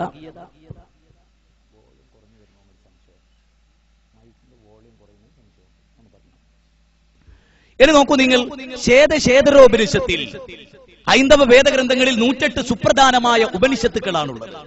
അതിൽ ശേദരോപനിഷത്തിലെ ഒരു വാചകം വളരെ ശ്രദ്ധേയമാണ്. ഞാൻ എന്റെ തുടക്കത്തിൽ ഉദ്ധരിക്കുകയുണ്ടായി. അത് തമീശ്വരാണം പരമം മഹേശ്വരം താം ദേവദാനാം പരമം ച ദൈവതം പദീം പദീനാ പരമം പരസ്താത് വിധാമദേവം ഭുവനേശമേഢ്യം. എന്താണ് യഥാർത്ഥത്തിൽ ശേദരോപനിഷത്തിലെ 6ാമത്തെ അധ്യായത്തിലെ 7ാമത്തെ ശ്ലോകമാണ്. 6ാം അധ്യായം 7ാമത്തെ ശ്ലോകമാണ്. എന്താണ് ഇവിടെ പരിചയപ്പെടുത്തിയ ഒരു ദൈവമുണ്ട്. ആ ദൈവത്തിന്റെ യോഗ്യതയുമായി നാം ഇന്ന് ആരാധിക്കുന്ന ദൈവങ്ങളെ താരതമ്യം ചെയ്യാനേ നാം ആവശ്യപ്പെടുന്നുള്ളൂ. എന്താണ് ആ പറയുന്നത്? ആ പരമാത്മാവ്, ശ്രദ്ധിക്കണം, ആ പരമാത്മാവ് എല്ലാ ഈശ്വരന്മാരുടെയും മഹാനായ ശാസകനും സർവദേവന്മാർക്കും പരമാരാധ്യനും സമസ്ത പതികളുടെയും സംരക്ഷകനും സമസ്ത ബ്രഹ്മാണ്ഡ നായകനുമാകുന്നു. കണ്ടോ, സകസ്ത ബ്രഹ്മാണ്ഡ നായകനുമാകുന്നു. എന്നിട്ടോ സ്തുത്യർഹനും പ്രകാശസ്വരൂപനുമായ ആ പരമാത്മാവിനെ നാം സർവത്തിനും അതീതനാണെന്ന് മനസ്സിലാക്കണം. സർവത്തിനും അതീതനായ ബ്രഹ്മാണ്ഡത്തിന്റെ തമ്പുരാൻ. ലഹു മുൽഖുസ് സമാവാതി വൽ അർളി വമാ ബൈനഹുമാ വമാ തഹ്തസ്സറ. ആകാശഭൂമികളുടെയും അവയ്ക്കിടയിലുള്ളതിനെയും മണ്ണിനടിയിലുള്ളതിനെയും എല്ലാം സൃഷ്ടിച്ച പ്രപഞ്ചാതീതനായ, പഞ്ചേന്ദ്രിയങ്ങൾക്കതീതനായ, കേട്ടോ, പഞ്ചേന്ദ്രിയങ്ങൾക്കതീതനായ ഒരു ദൈവം. നിങ്ങൾ ശരിക്കും മനസ്സിലാക്കണം. എന്താണ് പഞ്ചേന്ദ്രിയങ്ങൾക്ക് അതീതം എന്ന് പറഞ്ഞാൽ? നമ്മുടെ കണ്ണുകൊണ്ട് ആ ദൈവത്തെ കാണാൻ കഴിയില്ല. നമ്മുടെ കണ്ണുകൊണ്ട്, എന്റെയും നിങ്ങളുടെയും കാതുകൊണ്ട് അതിനെ കേൾക്കാൻ കഴിയില്ല. അത് ഏതാണോ അതാണ് ദൈവം എന്നാണ് വേദം പറയുന്നത്. വേദങ്ങളിൽ 1-2 സ്ഥലങ്ങൾ നിങ്ങൾ ശ്രദ്ധിക്കേണ്ടതുണ്ട്. അത് പരിശോധിക്കാനാണ് ഞാൻ പറയുന്നത്. വേദങ്ങളിൽ കേനോപനിഷത്ത് എന്ന് പറഞ്ഞിട്ടൊരു ഉപനിഷത്തുണ്ട്. കേനോപനിഷത്തിന്റെ 1-ാം അധ്യായത്തിലെ 6ഉം 7ഉം വചനങ്ങൾ ഈ വിഷയത്തിൽ വലിയ വെളിച്ചം നൽകുന്നൊരു സംഗതിയാണ്. അവിടെ പറയുന്നത് യക്ഷുശാന പശ്യതി യേന ചക്ഷംഷി പശ്യതി തദേവ ബ്രഹ്മത്വം വിദ്യുനേദം യദിദമുപാസതേ യസ്സോത്രേണ നർശൃണോതി യേന സോത്രമിദം ശ്രുതം തദേവ ബ്രഹ്മത്വം വിദ്യുനേദം യദിദമുപാസതേ. വേദങ്ങളിൽ എത്ര മനോഹരമാണിതെന്നറിയുമോ? എന്താ അതിന്റെ അർത്ഥം? നിങ്ങൾ നോക്കൂ. യാതൊന്നാണോ കണ്ണുകൊണ്ട് കാണാൻ സാധിക്കാത്തത്, ശ്രദ്ധിക്കണം, യാതൊന്നാണോ കണ്ണുകൊണ്ട് കാണാൻ സാധിക്കാത്തത്, എന്നാൽ കണ്ണിന് ദർശനം നൽകുന്നത്, ലഭിക്കുന്നത് ഏതൊരു കാരണത്താലാണോ ആ കാരണത്തെ നീ ബ്രഹ്മമെന്നറിഞ്ഞാലും. ഒന്നുകൂടെ പറയാൻ ഞാൻ, ഏതൊന്നാണോ നിന്റെ കണ്ണിന് കാഴ്ച നൽകുന്നത്, ഏതിനെ നിന്റെ കണ്ണ് പ്രാപിക്കുന്നില്ലയോ അവനെ ബ്രഹ്മമെന്നറിഞ്ഞാലും. ഏതൊന്നിന്റെ സ്വരം നീ കാതുകൊണ്ട് കേൾക്കുന്നില്ലയോ, ഏതൊന്നാണോ നിന്റെ കാതിന്റെ കേൾവിക്ക് കാരണമായത് അതിനെ ബ്രഹ്മമെന്നറിഞ്ഞാലും. സഹോദരന്മാരെ, സായിബാബ എന്ന് പറയുന്ന മഹാവ്യക്തിത്വത്തെ, സമൂഹത്തെ സേവിക്കുന്ന മഹാവ്യക്തിത്വത്തെ നമ്മൾ കണ്ടിട്ടുണ്ട്. അദ്ദേഹം കുട്ടിയായിരുന്നു, യൗവനവും വാർദ്ധക്യവും കഴിഞ്ഞ് ഇന്ന് ഷഷ്ടിപൂർത്തി കഴിഞ്ഞു. അദ്ദേഹം 79-ാമത്തെ വയസ്സിൽ കഴിഞ്ഞ വർഷം അദ്ദേഹം നടത്തിയൊരു പ്രഭാഷണം എന്റെ മനസ്സിൽ മുഴങ്ങി നിൽക്കുന്നുണ്ട്. ആ പ്രഭാഷണം ഇതായിരുന്നു. തുടങ്ങിയത് തന്നെ അദ്ദേഹം പറഞ്ഞു, എനിക്ക് അധിക സമയം നിൽക്കരുത്, അധികം നടക്കരുത് എന്ന് ഓർഡറുണ്ട്. എന്റെ ഡോക്ടർമാർ എന്നെ വിലക്കിയിരിക്കുന്നു. എനിക്ക് 79 വയസ്സായി. കാരണം ഞാൻ കഴിഞ്ഞ കുറച്ചു മുമ്പ്, തൊട്ടു മുമ്പ് ബാത്റൂമിൽ പ്രവേശിച്ചപ്പോ സ്ലിപ്പ് ചെയ്ത് അവിടെ വീണ് എന്റെ കാലൊടിഞ്ഞു, എന്റെ കാൽത്തുടയുടെ എല്ലൊടിഞ്ഞു. അതുകൊണ്ടൊരു വലിയ മേജർ ഓപ്പറേഷന് ഞാൻ വിധേയമായി. ആ ഓപ്പറേഷന് വിധേയമായി എനിക്ക് കൂടുതൽ നിൽക്കാൻ വയ്യ, കൂടുതൽ നടക്കാൻ വയ്യ. എങ്കിലും എന്റെ ലക്ഷ്യം മാനവ സേവയാണ്. സഹോദര, വളരെ മൗലികമായി ആലോചിക്കാൻ, നമ്മൾ ഓരോ വ്യക്തികളെയും നമ്മൾ ഇകഴ്ത്തുകയോ പുകഴ്ത്തുകയോ വേണ്ട. പക്ഷേ ഇല്ലാത്ത സ്ഥാനം, അർഹതപ്പെടാത്ത സ്ഥാനം, ഉമ്മയല്ലാത്തതിനെ ഉമ്മ എന്ന് വിളിക്കാൻ, അമ്മയല്ലാത്തതിനെ അമ്മ എന്ന് വിളിക്കാൻ നമുക്ക് സാധ്യമല്ല. അതൊരിക്കലും നീതിയല്ല. അമ്മയെ അമ്മ എന്ന് വിളിക്കണം, ഉമ്മയെ ഉമ്മ എന്ന് വിളിക്കണം. ഇസ്ലാമിനൊരു തത്വമുണ്ട്. പ്രവാചകന്റെ ദത്തുപുത്രനെ കുറിച്ച് ഖുർആൻ പറഞ്ഞു, ദത്തുപുത്രൻ താങ്കളുടെ സ്വന്തം പുത്രനല്ല. ദത്തുപുത്രൻ ഒരിക്കലും സ്വന്തം ബീജത്തിൽ പറഞ്ഞ പുത്രനാവില്ല. അതുകൊണ്ട് അത് പറയാൻ പാടില്ല. സഹോദര, നമ്മൾ ആലോചിക്കുക, ബാത്റൂമിലേക്ക് കാലെടുത്തു വെക്കുന്നതിന്റെ തൊട്ടു മുമ്പ്, ഞാൻ ബാത്റൂമിലേക്ക് കാലെടുത്തു വെച്ചാൽ വീണ് എന്റെ കാലൊടിയും എന്ന അടുത്ത സെക്കൻഡിലെ ഭാവി അറിയാൻ സാധിക്കുമായിരുന്നെങ്കിൽ അദ്ദേഹം ബാത്റൂമിലേക്ക് പ്രവേശിക്കുമോ? പവിത്രൻ എന്ന് പറയുന്ന സഹോദരൻ കടാരയുമായി അമൃതപുരിയിൽ ക്യൂ നിൽക്കുന്നു എന്ന് അമ്മ മനസ്സിലാക്കിയിരുന്നുവെങ്കിൽ മെറ്റൽ ഡിറ്റക്ടറും ക്യാമറയും ഫിറ്റ് ചെയ്യാൻ മാത്രം ഒരു രംഗം അവിടെ സൃഷ്ടിക്കപ്പെടുമായിരുന്നോ? സുനാമി ഉണ്ടാകുമെന്ന് ഏതെങ്കിലും തങ്ങൾ മുൻകൂട്ടി അറിഞ്ഞിരുന്നുവെങ്കിൽ സഹോദര, അവർക്ക് ആർക്കെങ്കിലും അത് പ്രവചിക്കാൻ സാധിക്കുമായിരുന്നില്ലേ? 2004 മാർച്ച് മാസത്തിലെ ഇന്ത്യ ടുഡേ നിങ്ങളൊന്ന് വായിക്കണം. 2004 മാർച്ച് മാസത്തിലെ ഇന്ത്യ ടുഡേ ഇന്ത്യയുടെ രാഷ്ട്രീയ ഭാവിയെ കുറിച്ചുള്ള ഒരു ചർച്ചയാണ്. ആ രാഷ്ട്രീയ ഭാവിയിൽ ഇന്ത്യയിൽ അറിയപ്പെട്ട ജ്യോത്സ്യന്മാരുടെ പ്രവചനമായിരുന്നു. ആ പ്രവചനത്തിൽ എല്ലാ ജ്യോത്സ്യന്മാരും പറഞ്ഞു 2006 വരെ ഈ രാജ്യം ഭരിക്കുക അടൽ ബിഹാരി വാജ്പേയി ആയിരിക്കും. ഒരൊറ്റ ജ്യോത്സ്യന്റെ പ്രവചനവും ശരിയായില്ല എന്നുള്ളതാണ് സത്യം. സഹോദരന്മാരെ, മതത്തിന്റെ പേരിൽ നമ്മൾ ചതിക്കപ്പെടുന്നു. എല്ലാ മതവിഭാഗങ്ങളും വഞ്ചിക്കപ്പെടുന്നു. മുസ്ലിം സമൂഹം ഈ കഴിഞ്ഞ റമദാനിൽ പോലും മലപ്പുറത്ത് സ്വലാത്ത് നഗറിൽ വിളിച്ചു വരുത്തി അവരുടെ പോക്കറ്റുകൾ പുരോഹിതന്മാർ കൊണ്ടുപോകുന്നു. ഈ പൗരോഹിത്യത്തിന്റെ കരാളഹസ്തങ്ങളിൽ നിന്ന് മനുഷ്യരെ മോചിപ്പിക്കാൻ മനുഷ്യരുടെ ദൈവത്തെ നാം പരിചയപ്പെടുത്തുന്നു. നിങ്ങൾക്കറിയുമോ ഖുർആനിലെ ഏറ്റവും അവസാനത്തെ അധ്യായം ഏതാണെന്ന്? ആ അധ്യായത്തിന്റെ പേരെന്താണെന്നറിയുമോ നിങ്ങൾക്ക്? 114-ാമത്തെ അധ്യായം അന്നാസ്. അന്നാസ് എന്നാണ് അധ്യായത്തിന്റെ പേര്. അന്നാസ് എന്ന് പറഞ്ഞാൽ അതിന്റെ അർത്ഥം എന്താ അറിയോ? മനുഷ്യർ. മനുഷ്യർ അല്ലയോ മനുഷ്യരെ. വിശുദ്ധ ഖുർആൻ പറയാൻ, ഖുൽ അഊദു ബിറബ്ബിൻ നാസ്, ജനങ്ങളുടെ ദൈവമേ, ജനങ്ങളുടെ നാഥ, ഞാൻ നിന്നോട് രക്ഷ തേടുന്നു. നോക്കൂ, ഒരു മുസ്ലിമിന്റെ കൈ ആകാശത്തേക്ക് ഉയരുമ്പോൾ അതിന്റെ പൊരുളെന്താണ്? ജനങ്ങളുടെ ദൈവമേ, ജനങ്ങളുടെ രാജാതിരാജ, ജനങ്ങളുടെ ആരാധ്യ. കണ്ടോ? ജനങ്ങളുടെ, മുസൽമാന്റെ എന്നല്ല, അറബികളുടെ എന്നല്ല, ഒരു അധ്യായം തന്നെ. ഖുൽ അഊദു ബിറബ്ബിൻ നാസ് മലിക്കിൻ നാസ് ഇലാഹിൻ നാസ്, ജനങ്ങളുടെ ദൈവം, ജനങ്ങളുടെ ആരാധ്യൻ, ജനങ്ങളുടെ രാജാവ്, ഈ ബ്രഹ്മാണ്ടത്തിന്റെ തമ്പുരാൻ. ഖുർആനിൽ ഒരിടത്ത് പോലും ഒരു ഗോത്രത്തിന്റെ, ഒരു രാജ്യത്തിന്റെ, കുറെ വ്യക്തികളുടെ ഒരു ദൈവത്തെ പരിചയപ്പെടുത്തിയിട്ടില്ല. നിങ്ങൾ നോക്കൂ, വിശുദ്ധ ഖുർആൻ മനുഷ്യരോട് പറഞ്ഞു, ഇന്ന ഫീ ഖൽഖിസ് സമാവാതി വൽ അർദ് വഖ്തിലാഫിൽ ലൈലി വന്നഹാർ ലആയാതിൻ ലിഉലിൽ അൽബാബ് അല്ലദീന യദ്കുറൂനല്ലാഹ ഖിയാമൻ വഖുഊദൻ വഅലാ ജുനൂബിഹിം ويتفكرون في خلق السماوات والارض ربنا ما خلقت هذا باطلا سبحانك فقنا عذاب النار. ഖുർആനിലെ 3-ാം അധ്യായം സൂറത്തു ആൽ ഇംറാൻ 190 മുതൽ 92 വരെയുള്ള സൂക്തമാണ്. എന്താ അതിൽ പറയുന്നത് അറിയോ? ആകാശത്തിന്റെയും ഭൂമിയുടെയും സൃഷ്ടിപ്പിലും, ശ്രദ്ധിക്കണം, ആകാശത്തിന്റെയും ഭൂമിയുടെയും സൃഷ്ടിപ്പിലും രാപ്പകലുകളുടെ വ്യതിയാനങ്ങളിലും ചിന്തിക്കുന്ന ആളുകൾക്ക് ദൃഷ്ടാന്തമുണ്ട്. രാവും പകലും ഉണ്ടായത് മുഹമ്മദ് നബിക്ക് ശേഷമാണോ? രാവും പകലും ഉണ്ടായത് യേശുദേവന് ശേഷമാണോ? രാവും പകലും ഉണ്ടായത് ശ്രീരാമന് ശേഷമാണോ? രാവും പകലും ഉണ്ടായത് ഈ നാട്ടിലെ ഏതെങ്കിലും ഒരു മുസ്ലിം ആചാര്യൻ ജനിക്കുന്നതിന് ശേഷമാണോ? അല്ല. രാവും പകലും ഉണ്ടായത് മനുഷ്യനുണ്ടാകുന്നതിന് മുമ്പേ ഇതുണ്ട്. എങ്കിൽ മനുഷ്യനുണ്ടാകുന്നതിന് മുമ്പേ രാവും പകലും സൃഷ്ടിച്ചതിനെ കുറിച്ച് ചിന്തിക്കാൻ പറയുന്ന ഒരു ഗ്രന്ഥം എങ്ങനെ കാലഹരണപ്പെട്ടതാകും? എങ്ങനെ കാലത്തെ അതിജയിക്കാത്തതാവും? വളരെ ഗൗരവമായി ആലോചിക്കേണ്ട പോയിന്റാണ്. എല്ലാ മനുഷ്യരെയും വിളിച്ചിട്ട് പറയുന്നു, മനുഷ്യരെ, നിങ്ങളെ സൃഷ്ടിച്ച സൃഷ്ടാവിനെ നിങ്ങൾ ദൈവമായി ആരാധിക്കുക.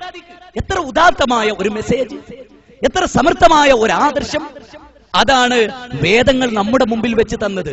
നിങ്ങൾക്കറിയുമോ, സങ്കീർത്തന പുസ്തകങ്ങൾ, സങ്കീർത്തനം ഡേവിഡ് പ്രവാചകന് കൊടുത്തിട്ടുള്ള ഒരു പുസ്തകമായിരുന്നു, ദൈവം അവതരിപ്പിച്ച വേദമായിരുന്നു സങ്കീർത്തനം എന്ന് പറയുന്നത്. സങ്കീർത്തനങ്ങൾ 148-ാം അധ്യായം 1 മുതൽ 6 വരെയുള്ള വചനം എന്താണെന്നറിയോ? കർത്താവിനെ സ്തുതിക്കുക, ആകാശത്തിലെ മാലാഖമാരെ കർത്താവിനെ സ്തുതിക്കുക, അത്യുന്നതമായ ആകാശമേ അവനെ സ്തുതിക്കുക, ഭൂമിയെ അവനെ സ്തുതിക്കുക, ആകാശത്തിലെ ജലരാശികളെ അവനെ സ്തുതിക്കുക, ആഴിയിലെ മത്സ്യങ്ങളെ അവനെ സ്തുതിക്കുക, മനുഷ്യരെ അവനെ സ്തുതിക്കുക, പർവ്വതങ്ങളെ അവനെ സ്തുതിക്കുക, ഗാലക്സികളെ അവനെ സ്തുതിക്കുക. കാരണം അവനല്ലയോ നിങ്ങളുടെ സൃഷ്ടാവ്, അവനല്ലയോ നിങ്ങളെ ഉണ്ടാക്കിയത്. സങ്കീർത്തനം എന്ന് പറഞ്ഞാൽ പുതിയ നിയമത്തിന്റെ മുമ്പ് ഓൾഡ് ടെസ്റ്റ്മെന്റിൽ വന്നിട്ടുള്ളതാണ്. പഴയ നിയമത്തിൽ പറയുന്ന ഒരു വാചകമാണ്. ഇനി നിങ്ങൾ നോക്കൂ, 10 കമന്റ് ഇവിടെ പഠിപ്പിക്കുന്ന, ഈ സങ്കീർത്തന പുസ്തകത്തിൽ പഠിപ്പിക്കുന്ന ആകാശത്തെ, ഭൂമിയെ, സർവ്വചരാചരങ്ങളെ യേശുക്രിസ്തു ഈത്തപ്പന ചുവട്ടിൽ കന്യാമറിയമിന്റെ പുത്രനായി ഭൂജാതനാകുന്നതിന് മുമ്പ് ഇതൊക്കെ ഉണ്ടായിരുന്നു. ഇതൊക്കെ ഉണ്ടാക്കിയവൻ ആരോ? അവനെ. ഒന്നുകൂടെ ക്ലിയറായി പറഞ്ഞാൽ, ഇവിടെ ഇരിക്കുന്ന ഓരോ മുസൽമാന്റെ മൂക്കിലൂടെ കടന്നു പോകുന്ന ഉച്ഛ്വാസവായു, അല്ലെങ്കിൽ ഹൈന്ദവ സഹോദരന്റെ ഉച്ഛ്വാസവായു, ശ്വാസവായു ആയിട്ടാണ് മറ്റുള്ളവന്റെ മൂക്കിലൂടെ കയറിപ്പോകുന്നത്. അതൊക്കെ നൽകിയവൻ പടച്ചതമ്പുരാനാണ്. ആരാണ് മഴ ചൊരിയുന്നത്? ഖുർആനിനൊരു ചോദ്യമുണ്ട്, ആരാണ് മഴ ചൊരിയുന്നത്? യേശുദേവനാണ് എന്ന് പറഞ്ഞാൽ യേശുദേവന് മുമ്പ് മഴയുണ്ടായിരുന്നല്ലോ. ശ്രീരാമനാണ്, മുഹമ്മദ് നബിയാണ് എന്ന് പറഞ്ഞാൽ അവരിവിടെ ഭൂജാതരാകുന്നതിന് മുമ്പ് മഴയുണ്ടല്ലോ, സസ്യങ്ങൾ മുളച്ചിട്ടുണ്ടല്ലോ. എങ്കിൽ അതാരാ ചെയ്തത്? ഈ അന്വേഷണം നിങ്ങൾ നോക്കൂ. ഋഗ്വേദത്തിലെ പല സൂക്തങ്ങളും കിം കാരണം എന്ന് പറഞ്ഞാണ് തുടങ്ങുന്നത്. എന്താണ് ഈ പ്രപഞ്ചത്തിന്റെ കാരണം? സൂര്യൻ. ആരാണ് സൂര്യനെ പ്രകാശിപ്പിക്കുന്നത്? നേരത്തെ ഇവിടെ പറഞ്ഞ മഹത്തായ ഒരു പോയിന്റ് സമയം കിട്ടാത്തത് കൊണ്ട് റഷീദ് ക വിശദീകരിക്കാതെ വിട്ടുപോയ ഒരു പോയിന്റ് ഉണ്ട്. എറണാകുളത്ത് ജോലി ചെയ്യുന്ന എനിക്കറിയാം, കേരളത്തിലെ ഏറ്റവും ട്രാഫിക് ജാമുള്ള ജില്ലയാണ് എറണാകുളം ടൗൺ എന്ന് പറയുന്നത്. എങ്ങാനും യു ടേൺ എടുക്കുന്ന സമയത്തോ റൈറ്റിലേക്ക് വണ്ടി ഓടിച്ചു പോകുന്ന സമയത്തോ ഒന്ന് ബ്രേക്കിൽ ചവിട്ടുന്നതും അതുപോലെ തന്നെ എക്സലേറ്റർ കൊടുക്കുന്ന ഒരല്പം വേഗതയിലോ ഒരല്പം മന്ദീഭാവത്തിലോ ആയാൽ തൊട്ട് പിറകിൽ വരുന്ന വണ്ടികൾ പിന്നാലെ ചെന്ന് ഇടിച്ച് വമ്പിച്ച വാഹനാപകടങ്ങളുണ്ട്. വമ്പിച്ച വാഹനാപകടം. നിങ്ങൾക്കറിയുമോ സൂര്യന്റെ വലിപ്പം എത്രയെന്നറിയും? സൂര്യന്റെ, നാം ഈ വസിക്കുന്ന ഭൂമി ഉണ്ടല്ലോ, ഈ കഴിഞ്ഞ 2004 ജൂലൈ 11-ാം തീയതി വേൾഡ് ഹെൽത്ത് ഓർഗനൈസേഷന്റെ കണക്കനുസരിച്ച് 633 കോടി ജനങ്ങൾ ഈ ഭൂതലത്തിൽ വസിച്ചിരുന്നു. മനുഷ്യർ, അള്ളാഹുവിന്റെ സൃഷ്ടികൾ, ആദമിന്റെ മക്കൾ, ഏകോദര സഹോദരന്മാർ. ഒരേ വായു ശ്വസിച്ച് വെള്ളം കുടിച്ച് സുനാമിക്ക് മുമ്പ്, സുനാമിയും കത്രീനയും റീത്തയും വിൽമയും ഭൂകമ്പങ്ങളും വെള്ളപ്പൊക്കങ്ങളുമായി കടന്നുവന്ന് അനവധി ജീവനെ പിടിച്ചെടുത്ത് കബന്ധ ഭൂമിയാക്കി ഈ ഭൂമിയെ പരീക്ഷണത്തിന് വേണ്ടി വിട്ട രംഗത്ത് അനവധി മനുഷ്യരിവിടെ കൊല്ലപ്പെട്ടു അല്ലേ? ബോംബ് പൊട്ടുന്ന, പീരങ്കിയുടെ ശബ്ദം കേൾക്കുന്ന ആൾ ബോംബുകളായി, അതല്ലെങ്കിൽ മനുഷ്യർ കാർ ബോംബുകളായി പൊട്ടിക്കൊണ്ടിരിക്കുന്ന ഒരു ലോകത്ത് സഹോദരന്മാരെ, ഈ മനുഷ്യരെല്ലാം ആലോചിക്കേണ്ട വളരെ പ്രധാനമായ ഒരു സംഗതി, ഈ മനുഷ്യർക്കെല്ലാം വസിക്കാനുള്ള ഈ ഭൂമി ഉണ്ടല്ലോ, ആ ഭൂമിയുടെ 13 ലക്ഷം ഇരട്ടി ഭൂമി അടിവരയിടണം നിങ്ങൾ. 13 ലക്ഷം ഭൂമി ഒതുക്കി വെക്കാനുള്ള വ്യാപ്തി ഉണ്ടത്രേ സൂര്യന്. സൂര്യന്റെ വലുപ്പം എത്രയാണ്? 13 ലക്ഷം ഭൂമി ഒതുക്കി വെക്കാൻ വ്യാപ്തി നാം ഈ കാണുന്ന സൂര്യന്.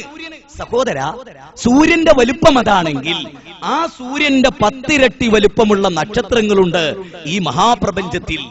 ശാസ്ത്രം കണ്ടെത്തിയത് 10,000 കോടി നക്ഷത്ര കുടുംബങ്ങളുണ്ട്. ഓരോ കുടുംബത്തിലും 10,000 കോടി നക്ഷത്രങ്ങളുണ്ട്. അതിൽ ചില നക്ഷത്രങ്ങളൊക്കെയും സൂര്യന്റെ 10 ഇരട്ടി വലുപ്പമുള്ളതാണ്. എന്റെ പ്രിയപ്പെട്ട മനുഷ്യരെ, സഹോദരങ്ങളെ, എന്റെ പ്രിയ സുഹൃത്തുക്കളെ, നിങ്ങൾ ആലോചിച്ചു നോക്കൂ. പ്രപഞ്ചം ഇതാണെങ്കിൽ ഈ മഹാപ്രപഞ്ചത്തിലെ ഒരു ഗോളവും മറ്റൊരു ഗോളത്തെ കൂട്ടിമുട്ടാതെ, വിശുദ്ധ ഖുർആനിൽ ഒരു സ്ഥലത്ത് പറയുന്നത് വകുല്ലും ഫീ ഫലഖിൻ യസ്ബഹൂൻ, ഓരോ ഗോളങ്ങളും അതിന്റെ ഭ്രമണ മണ്ഡലങ്ങളിൽ നീന്തി തുടിച്ചുകൊണ്ടിരിക്കുന്നു. വശംസു തജ്രീ ലിമുസ്തഖറിൻ ലഹാ ദാലിക തഖ്ദീർ. നോക്കൂ, ജോസഫ് ഇടമറകിന്റെ ഒരു പുസ്തകമുണ്ട് ഇപ്പോൾ എന്റെ കൈവശം. ഇപ്പോൾ ആ പുസ്തകം ഖുർആൻ വിമർശന പഠനം എന്നാണ് ആ പുസ്തകത്തിന്റെ പേര്. ആ പുസ്തകത്തിൽ അദ്ദേഹം പറയാണ്, മുഹമ്മദ് എന്ന അറിവില്ലാത്തവൻ, മുഹമ്മദ് എന്ന ബുദ്ധിയില്ലാത്തവൻ മരുഭൂമിയിൽ അങ്ങോട്ടും ഇങ്ങോട്ടും നടന്നപ്പോ തോന്നി സൂര്യൻ സഞ്ചരിക്കുന്നു എന്ന്. സൂര്യൻ സഞ്ചരിക്കുന്നില്ല എന്നതാണ് ശാസ്ത്ര സത്യമെന്ന് ആര്? ലോകം കണ്ട യുക്തിവാദിയായ ജോസഫ് ഇടമറക്. ഇന്ന് ആ പുസ്തകത്തിന്റെ സ്ഥാനം എവിടെയാണെന്നറിയുമോ? ചവറ്റുകൊട്ടയാണ്. ചവറ്റുകൊട്ട. മനുഷ്യൻ എന്ന ബുദ്ധിജീവിക്ക് തൊടാൻ പോലും യോഗ്യതയില്ലാത്ത പുസ്തകമാണത്. കാരണം അതിലെല്ലാം പറഞ്ഞത് അശാസ്ത്രീയമാണ്. അവർ പറയും സൂര്യൻ സഞ്ചരിക്കുന്നില്ല എന്ന. 14 നൂറ്റാണ്ടുകൾക്ക് മുമ്പ് ശാസ്ത്രം ഡെവലപ്പ് ചെയ്തിട്ടില്ലാത്തൊരു കാലത്ത് അന്ധകാര യുഗത്തിൽ ജീവിച്ചിരുന്ന, ഡാർക്ക് ഏജിൽ ജീവിച്ചിരുന്ന നിരക്ഷരനായ പ്രവാചകൻ ഓതിക്കൊടുത്ത സൂക്തത്തിലെ ഖുർആനിലെ 36-ാം അധ്യായം 38-ാമത്തെ സൂക്തം എന്തറിയോ? വശംസു തജ്രീ ലിമുസ്തഖറിൻ ലഹാ ദാലിക തഖ്ദീർ. സൂര്യൻ ഒരു നിശ്ചിത പദമേഖലയിലൂടെ നീന്തി തുടിച്ച്, സ്വിമ്മിംഗ് മോഷൻ, നീന്തുന്നത് പോലെ, കുളത്തിൽ നീന്തുന്നത് പോലെ ഒരു ഗോളം മറ്റൊരു ഗോളത്തെ ഓവർടേക്ക് ചെയ്യാതെ സഞ്ചരിച്ചു കൊണ്ടിരിക്കുന്നു, ഒന്നൊന്നിനെ കൂട്ടിമുട്ടാതെ. എന്നിട്ട് പറയുന്നത് ആവില്ല സൂര്യന് ചന്ദ്രനെ പിൻകടക്കാൻ, ആവില്ല, അർക്കന്ന സാധ്യമാണ്. എന്തിന്? സൂര്യന് ചന്ദ്രനെയോ മറികടക്കാനാവില്ല. ആ വാചകം എത്ര കൃത്യം! നോക്കൂ, സൂര്യഗ്രഹണം 1998 ഒക്ടോബർ 10-ാം തീയതി രാവിലെ 10:15 5 സെക്കൻഡിനും ഇടയിൽ ഉണ്ടാകുമെന്ന് പറഞ്ഞാൽ ആ സെക്കൻഡിന്റെ 10,000 അംശം വ്യത്യാസമില്ലാതെ ആരാണ് സുഹൃത്തെ ഈ കൃത്യതയോടുകൂടെ ഈ പ്രപഞ്ചത്തെ നിയന്ത്രിക്കുന്നത്? ബാക്കി എല്ലാ ദൈവങ്ങളെയും ഒഴിവാക്കി മുസ്ലിം പരിചയപ്പെടുത്തിയ പ്രാദേശിക ദൈവത്തെ, ഹൈന്ദവ ക്രൈസ്തവർ പരിചയപ്പെടുത്തിയ പ്രാദേശിക ദൈവത്തെ, ഈ മഹാപ്രപഞ്ചത്തെ നോക്കിയിട്ട് അതിന്റെ പിന്നിൽ ഒരു നാഥനുണ്ട് എന്നും ആ നാഥനെ ആരാധിക്കണമെന്ന് പറഞ്ഞാൽ എത്ര ഉദാത്തമായ ഒരു സന്ദേശമാണത്. ബൈബിളിൽ മാർക്കോസിലെ 12-ാം അധ്യായം, 12-ാം അധ്യായത്തിലെ 29-ാമത്തെ സൂക്തം തന്നെ എന്താണെന്നറിയോ നിങ്ങൾക്ക്? ഒരാള് വന്നിട്ട് യേശുക്രിസ്തുവിനോട് ചോദിച്ചു, അല്ല പ്രഭോ, ഏറ്റവും ശ്രേഷ്ഠവും പ്രഥമവും പ്രധാനവുമായ കൽപ്പന ഏതാ? അപ്പൊ യേശുക്രിസ്തു പറഞ്ഞു, ഇസ്രായേലേ കേട്ടാലും നമ്മുടെ ദൈവമായ കർത്താവ്, ഏക കർത്താവ്, അവനെ പൂർണ്ണ ഹൃദയത്തോടെ, പൂർണ്ണ ആത്മാവോടെ, പൂർണ്ണ മനസ്സോടെ ആരാധിക്കുക, സ്നേഹിക്കുക. ഏക കർത്താവ്. നമ്മുടെ ദൈവങ്ങൾ 3 എണ്ണമാണെന്നല്ല. ബൈബിള് വായിക്കുന്ന ക്രിസ്ത്യാനിയോടാണ് നമ്മൾ ഈ പറയുന്നത്, ഈ ബൈബിള് വായിക്കുക, ബൈബിളിൽ ഉള്ളതനുസരിച്ച് ജീവിക്ക്. എന്നാൽ നമ്മൾ ഒന്നായി. വേദങ്ങൾ പഠിപ്പിച്ച സാക്ഷാൽ ദൈവത്തെ ഇവിടുത്തെ എല്ലാ മതക്കാരും ഉൾക്കൊണ്ടാൽ നമ്മൾ ഒന്നായി. നമ്മൾ പറയുന്നത് നിങ്ങൾ വാ മുസ്ലിം മെമ്പർഷിപ്പ് എടുക്കുന്നല്ല, ഞങ്ങൾ പറയുന്നത് നമ്മുടെ ദൈവത്തെ പഠിക്കുന്നതാണ്. ഖുർആനിലെ ഒരു സൂക്തം ഞാൻ നിങ്ങൾക്ക് വേണ്ടി പറയട്ടെ, ഈ ബൈബിൾ സൂക്തത്തോടൊപ്പം. വിശുദ്ധ ഖുർആനിലെ ഒരു സൂക്തം, ഖുർആനിലെ 2-ാം അധ്യായം, നേരത്തെ ഇവിടെ ഉദ്ധരിക്കപ്പെട്ടതാണ്, വിശദീകരിച്ചിട്ടില്ല. ഖുർആനിലെ 2-ാം അധ്യായം സൂറത്ത് ബഖറ. ബഖറ എന്ന് പറഞ്ഞാൽ പശുവിനോട് ഒരു വിരോധവും ഇസ്ലാമിനില്ലട്ടോ. ഖുർആനിലെ ഏറ്റവും വലിയ അധ്യായം തന്നെ പശു എന്ന് പറഞ്ഞിട്ടാണ്. പശു, ഒരു വേദത്തിൽ തന്നെ ഒരു അധ്യായത്തിന്റെ പേര് പശു. അങ്ങനെയുള്ള ഞങ്ങൾക്ക് പശുവിനോട് ഒരു വെറുപ്പില്ല, ഒരു വെറുപ്പില്ല. അതുകൊണ്ട് നിങ്ങൾ മനസ്സിലാക്കുക, സൂറത്ത് ബഖറയിൽ മനോഹരമായ ഒരു സൂക്തമാണ് 21-ാമത്തെ സൂക്തം. ആ സൂക്തത്തിൽ പറയാണ്, യാ അയ്യുഹന്നാസ്, അല്ലയോ മനുഷ്യരെ,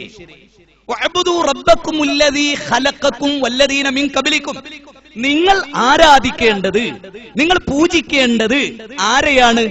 നിങ്ങളെ സൃഷ്ടിച്ചവനെ. ഇവിടെ സുഹൃത്തുക്കളെ, എനിക്കറിയാത്തത് കൊണ്ടാണ് ഞാൻ ചോദിക്കുന്നത്. എന്റെ പ്രസംഗം കഴിഞ്ഞാൽ നിങ്ങൾക്ക് പറയാം. ഏതെങ്കിലും ഒരു ഹിന്ദു സഹോദരൻ എന്നെ സൃഷ്ടിച്ചത് ശ്രീരാമനാണ് എന്ന് വിശ്വസിക്കുന്നുണ്ടോ? ഒരു സുരേഷോ അല്ലെങ്കിൽ ഒരു ചന്ദ്രനോ വിശ്വസിക്കുന്നുണ്ടോ എന്നെ സൃഷ്ടിച്ചത് ശ്രീരാമനാണ്? ഏതെങ്കിലും ഒരു ക്രിസ്ത്യാനി വിശ്വസിക്കുന്നുണ്ടോ എന്നെ സൃഷ്ടിച്ചത് യേശു ക്രിസ്തുവാണ്? അക്ഷരാർത്ഥത്തിൽ എന്നെ സൃഷ്ടിച്ചത് മുഹമ്മദ് നബിയാണെന്ന് വിശ്വസിക്കുന്നുണ്ടോ? ഇല്ല. സൃഷ്ടിച്ച സിട്ടാവ് വേറെ അല്ലേ? സൃഷ്ടിച്ച സിട്ട മഹാനിർവഹണ സ്തോത്രം. ഞാൻ സാന്ദർഭികമായി പറയാം, ഇത് മൂന്നിനെയും കൂടെ മനസ്സിലാക്കണം. മഹാനിർവഹണ സ്തോത്രം, മഹാനിർവഹണ സ്തോത്രത്തിലെ ഒരു പ്രാർത്ഥന എന്നറിയോ?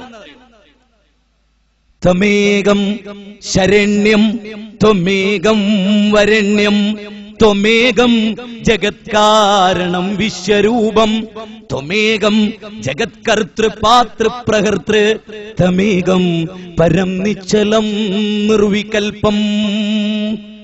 5 തവണയാണ് ദൈവത്തെ ഏകൻ എന്ന് പറയുന്നത്. ഏകൻ, കുറേ ഇല്ല, ഒറ്റൊന്നേ ഉള്ളൂ, ഏകൻ. ത്വമേകം ശരണ്യം ത്വമേകം വരണ്യം ത്വമേകം ജഗത്കാരണം വിശ്വരൂപം ത്വമേകം ജഗത്കർത്തൃ പാതൃ പ്രകർത്തൃ ത്വമേകം പരം നിശ്ചലം നിർവികൽപ്പം. നിങ്ങളുടെ വരേണ്യങ്ങൾ, നിങ്ങളുടെ ശരണ്യങ്ങൾ അതാർക്കാണ്? ത്വമേകം ജഗത് കാരണം വിശ്വരൂപം. ആ ഒരൊറ്റ പദം മതി നമുക്ക് ഒന്നാവാൻ. ഈ വിശ്വത്തെ ബ്രഹ്മാണ്ടത്തെ മുഴുവനും സൃഷ്ടിച്ചവനാരോ അവനെയാണ് നീ പ്രാർത്ഥിക്കേണ്ടത്. അവനോടാണ് നിന്റെ മനസ്സിന്റെ വേദനകൾ പറയേണ്ടത്.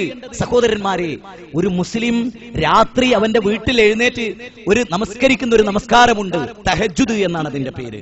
ഉറങ്ങിയതിന് ശേഷം എഴുന്നേറ്റ് ലോകം മുഴുവനും കൂർക്കം വലിച്ചുറങ്ങുമ്പോ ഒരു മുസ്ലിമിനോട് പ്രവാചകൻ പഠിപ്പിച്ച ഒരു ഇബാദത്തുണ്ട്, ഒരു ആരാധനയുണ്ട്, സാഷ്ടാംഗമുള്ള ഒരു പ്രണാമമുണ്ട്.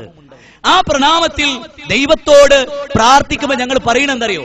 ദൈവമേ, ആകാശത്തെയും ഭൂമിയെയും സർവ്വചരാചരങ്ങളെയും സകല മനുഷ്യരെയും സൃഷ്ടിച്ച ദൈവമേ, ഞാനിതാ എന്റെ ശിരസ് നിന്റെ മുമ്പിൽ വെക്കുന്നു. അത് പറയുമ്പോ ഞങ്ങളുടെ മനസ്സിൽ ആരാ ഉള്ളത്? ഈ നാട്ടിലെ, ഈ ലോകത്തെ മുഴുക്കോടി ജീവജാലങ്ങൾ. അതിനെയൊക്കെ പടച്ച ദൈവമേ, നിന്റെ മുമ്പിലാണ് എന്റെ ശിരസ് കുനിക്കുന്നത്. 10 വിടർത്തി ആടുന്ന പാമ്പിനെ നിങ്ങൾക്കറിയുമോ? പാമ്പിന്റെ തലയിലെ വിഷമുണ്ടല്ലോ, പാമ്പിന്റെ തലയിലെ വിഷം നിങ്ങൾ ആലോചിച്ചിട്ടുണ്ടോ? ആ വിഷം ചുമക്കുന്ന പാമ്പ് മരിക്കുന്നില്ല, പക്ഷെ അതേ വിഷം മനുഷ്യനിൽ കുത്തിവെച്ചാൽ മനുഷ്യൻ മരിക്കുന്നു. എന്തൊരത്ഭുതമായ പ്രതിഭാസമാണിത്! പാമ്പിന്റെ തലയിൽ വിഷമുണ്ട്, പാമ്പത് സൂക്ഷിച്ചു വെച്ചിട്ടുണ്ട്, പക്ഷെ അത് പാമ്പിന്റെ തലയിലുണ്ട് എന്നതുകൊണ്ട് പാമ്പ് മരിക്കുന്നില്ല. പക്ഷെ അത് മറ്റൊരാളിൽ കുത്തിവെക്കുമ്പോൾ അയാൾ മരിക്കുന്നു. എന്തൊരത്ഭുത പ്രതിഭാസമാണിത്! ആ പാമ്പിനെ പടച്ച ദൈവത്തെ, ഇതാണ് ഇസ്ലാം. ഒരു ചേര എഴഞ്ഞു നീങ്ങുമ്പോ ഞങ്ങൾ ആരും മനസ്സിലാക്കിയിട്ടില്ല മുഹമ്മദ് നബിയാണ് അതിന്റെ സിട്ടാവെന്ന്. ആ ചേരയെയും കൃമികീടങ്ങളെയും എല്ലാം പടച്ച ഒരു സിട്ടാവിനെയാണ് ഞാൻ നിങ്ങൾക്ക് ഇന്ത്യയിലെ അറിയപ്പെട്ട ദാർശനികന്മാരുടെ ചില ഉദ്ധരണികൾ പറഞ്ഞു തരാൻ ആഗ്രഹിക്കുന്നു. ഡോക്ടർ രാധാകൃഷ്ണൻ, ഇന്ത്യൻ ഫിലോസഫിയുടെ വ്യത്യസ്ത മേഖലകളിൽ ഡോക്ടർ രാധാകൃഷ്ണൻ പറയുന്ന വളരെ പ്രസക്തമായ ചില കാര്യങ്ങളുണ്ട്. അതിലേക്ക് വിരൽ ചൂണ്ടുന്ന 1-2 കാര്യങ്ങൾ നമ്മുടെ പഠനത്തിനും ചിന്തക്കും വേണ്ടി ഞാൻ വിട്ടുതരികയാണ്. നോക്കൂ, നിങ്ങൾ ഗാന്ധിജിക്ക് മുമ്പ് ഇവിടെ നിങ്ങൾ ആലോചിക്കുക, ഗാന്ധിജി പറഞ്ഞതായിട്ടുള്ള ഒരു വാക്ക്, ഏകദൈവ വിശ്വാസമാണ് എല്ലാ മതങ്ങളുടെയും അടിസ്ഥാനം. ഏകദൈവ വിശ്വാസമാണ് എല്ലാ മതങ്ങളുടെയും അടിസ്ഥാനം. ഗാന്ധിജി എഴുതുന്നത് നിങ്ങൾ നോക്കുക. ഗാന്ധിജി പറയാണ്, ഗാന്ധിജിയെ ഞാൻ ഉദ്ധരിക്കുന്നത് എല്ലാവർക്കും ഏറെക്കുറെ അദ്ദേഹം സ്വീകാര്യനാണ് എന്നതുകൊണ്ടാണ്. ഹിന്ദുക്കൾ അനേക ദൈവങ്ങളിൽ വിശ്വസിക്കുന്നു എന്ന വിശദീകരണത്തെ ഞാൻ എതിർക്കുന്നു. അനേക ദേവതകളെ കുറിച്ച് അവർ പറയുന്നുവെങ്കിലും ഒരൊറ്റ ദൈവത്തെക്കുറിച്ച് മാത്രമേ യഥാർത്ഥത്തിൽ അവർ പറയുന്നുള്ളൂ. ദേവതകളുടെ ദൈവമായ ഏകനെയാണ് അവർ ഈശ്വരനായി ഗണിക്കുന്നത്. എല്ലാ അപകടവും വന്നത് ദേവ എന്ന പദത്തിന് ഗോഡ് എന്ന പദം കൊടുത്തതാണ്. എന്നാൽ ഈശ്വരനാണ് യഥാർത്ഥ ദൈവം. ദേവീ ദേവനും ദേവതകളുടെയും ദൈവമാണ് അവൻ. ഒരു യഥാർത്ഥ ഹിന്ദുവായ ഞാൻ സ്വയം കരുതുന്നു. എന്നാൽ അനവധി ദേവതകളിൽ ഞാൻ വിശ്വസിച്ചിട്ടില്ല. എന്റെ ബാല്യകാലത്ത് പോലും ഇക്കാര്യം എന്നെ ആരും പഠിപ്പിച്ചിട്ട് പോലുമില്ല. എന്നിട്ടും കൂടി എന്നെ ആരും പഠിപ്പിച്ചിട്ടില്ല. ഈ വിഷയത്തെക്കുറിച്ച് ഖുർആൻ ഒരു സൂക്തം പറയുന്നുണ്ട്. ഞാൻ അത്ഭുതത്തോടെയും ആശ്ചര്യത്തോടെയും ആഹ്ലാദഭരിതമായും ഞാൻ ആ സൂക്തം അവതരിപ്പിച്ചോട്ടെ. ഗാന്ധിജി അവസാനിപ്പിച്ച സൂക്തം എന്നെ ആരും പഠിപ്പിക്കാതെ തന്നെ എന്റെ മനസ്സിൽ ഇതൊക്കെ തെറ്റാണെന്ന് തോന്നിയിരുന്നു. ഒറ്റ ദൈവമേ ഉള്ളൂ എന്ന് തോന്നി. വിശുദ്ധ ഖുർആനിൽ ഒരു സൂക്തം, ഖുർആനിലെ 30-ാം അധ്യായം, സൂറത്തുർ റൂം 30-ാമത്തെ സൂക്തമാണ്. സൂറത്തുർ റൂം ഖുർആനിലെ 30-ാമത്തെ അധ്യായമാണ്. അതിലെ 30-ാമത്തെ സൂക്തം എന്താണെന്നറിയോ? ഖുർആൻ പറയുന്നത്, ഫഅഖിം വജ്ഹക ലിദ്ദീനി ഹനീഫൻ ഫിത്രത്തല്ലാഹി അല്ലതി ഫതറ الناس عليها لا تبديل لخلق الله ذلك الدين القيم ولكن اكثر الناس لا يعلمون. മനുഷ്യരെ, നിങ്ങളുടെ പച്ചയായ ഒരു പ്രകൃതമുണ്ടല്ലോ, ആ പ്രകൃതത്തിന്റെ മതമാണ് ഇസ്ലാം. അഥവാ നിങ്ങളെ ശുദ്ധമായ പ്രകൃതിയോടുകൂടി സൃഷ്ടിച്ച് ആ പ്രകൃതത്തിന്റെ ഭാവം എന്താ? ഏകേശ്വരവാദമാണ്. ആ ദൈവത്തിൽ സമർപ്പിക്കലാണ്. അത് നിങ്ങളുടെ മനസ്സിന്റെ തേട്ടമാണ്. നിങ്ങളുടെ പ്രകൃതി അത് ആവശ്യപ്പെടുന്നുണ്ട്, ആരും പറഞ്ഞു തരാതെ. അബ്രഹാം പ്രവാചകന്റെ പിതാവ് ക്ഷേത്രത്തിലെ പൂജാരിയായിരുന്നു, അറിയാം എല്ലാവർക്കും. പക്ഷേ അബ്രഹാം പ്രവാചകൻ ഒരിക്കലും അതായിട്ടില്ല. കാരണം മനുഷ്യന്റെ നേച്ചർ അതാണ്, മനുഷ്യന്റെ പ്രകൃതി. അതുകൊണ്ടാണല്ലോ ആരും ഞാൻ ബൗദ്ധൈവ വിശ്വാസിയാണെന്ന് പറയാൻ ഇഷ്ടപ്പെടാത്തത്. ഞാൻ ഏകദൈവ വിശ്വാസിയാണ്. പിന്നെയാണ് ഉൾപ്പിരിവുകൾ ഉണ്ടായത്. ഇത് നമ്മൾ ഗൗരവമായി മനസ്സിലായി. എവിടെയാണ് നമ്മൾ അകന്നുപോയത്? ആരാണ് നമ്മളെ അകറ്റിയത്? ആരാണ് നമ്മളെ വെട്ടിമുറിച്ചത്? ആരാണ് നമ്മുടെ മനസ്സിൽ തീപ്പൊരികൾ വാരിയിട്ടത്? ആരാണ് വർഗീയതയുടെ വിത്ത് പാകിയത്? ആരാണ് വിഭാഗീയതയുടെ ഈ തീച്ചുളയിലേക്ക് നമ്മെ വലിച്ചെറിഞ്ഞത്? ആരാണ്? അവിടെയാണ് നിങ്ങൾ നോക്കൂ, ഓ മാലി എന്ന് പറയുന്ന സവിശേഷണ ഹിന്ദു മതത്തെ കുറിച്ച് സമഗ്രമായി പഠിച്ചിട്ടുള്ള ഓ മാലി എഴുതുകയാണ്. അദ്ദേഹം പറയാണ്, പുരാതന ഹിന്ദു മതം അഥവാ സനാതന ധർമ്മം അതിന്റെ ഉത്ഭവകാലത്തിന് അല്പം ശേഷം വഴിമാറി ഒഴുകി പ്രപഞ്ചനാഥനിലുള്ള, എനിക്ക് അടിവരയിട്ട വാചകമാണത്, പ്രപഞ്ചനാഥനിലുള്ള ലളിതമായ വിശ്വാസത്തിൽ നിന്ന് വിഗ്രഹാരാധനയിലേക്കും ബൗദ്ധൈവാദികളിലേക്കും കൂപ്പുകുത്തുകയും അവയുടെ സംഖ്യ 33 കോടിയിൽ എണ്ണപ്പെടുകയും ചെയ്തു എന്ന് ഓ മാലി പറയാണ്.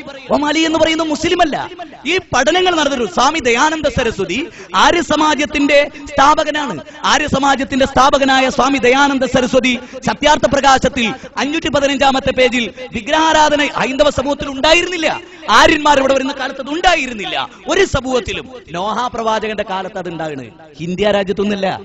ചരിത്രങ്ങൾ പഠിച്ചാൽ നോഹാ പ്രവാചകൻ ഖുർആൻ പരിചയപ്പെടുത്തിയ 950 വർഷം പ്രബോധനം ചെയ്തൊരു പ്രവാചകനാണ് നോഹാ പ്രവാചകൻ. ആ പ്രവാചകന്റെ കാലത്ത് മഹാന്മാരായ 5 വ്യക്തിത്വങ്ങളെ പിൽക്കാലക്കാരെന്ത് ചെയ്തു? ഓർക്കാൻ എന്ന രൂപത്തിൽ അവരുടെ രൂപം ഉണ്ടാക്കി വെച്ചു. പിന്നെ വന്ന തലമുറ അവരെ ആരാധിക്കാൻ തുടങ്ങി. ലോകത്ത് ഇതാണ് മനുഷ്യർ വ്യതിചലിച്ചു പോകാനുണ്ടായ അടിസ്ഥാനപരമായ കാരണം.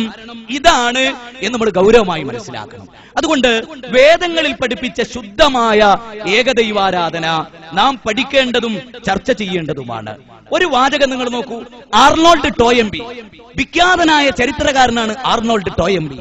ആർണോൾഡ് ടോയംബി പറയുന്നത് ഇസ്ലാമിന്റെ ഏറ്റവും മഹത്തായ സംഭാവന അതിന്റെ ഏകദൈവാരാധനയാണ്. അതിന്റെ ഏകദൈവാരാധനയാണ്. അത് ഉപേക്ഷിക്കാൻ ഒരു കാലത്തും നാം തയ്യാറല്ല എന്നാണ് ആർണോൾഡ് ടോയംബി എന്ന വിഖ്യാതന ക്രൈസ്തവ പണ്ഡിതനാണ് ആർണോൾഡ് ടോയംബി. ആർണോൾഡ് ടോയംബി ക്രൈസ്തവ പണ്ഡിതനാണ്. ആ ആർണോൾഡ് ടോയംബി പറയുന്നത് ഏകദൈവാരാധനയാണ് മനുഷ്യരെ ഒന്നിപ്പിച്ച്.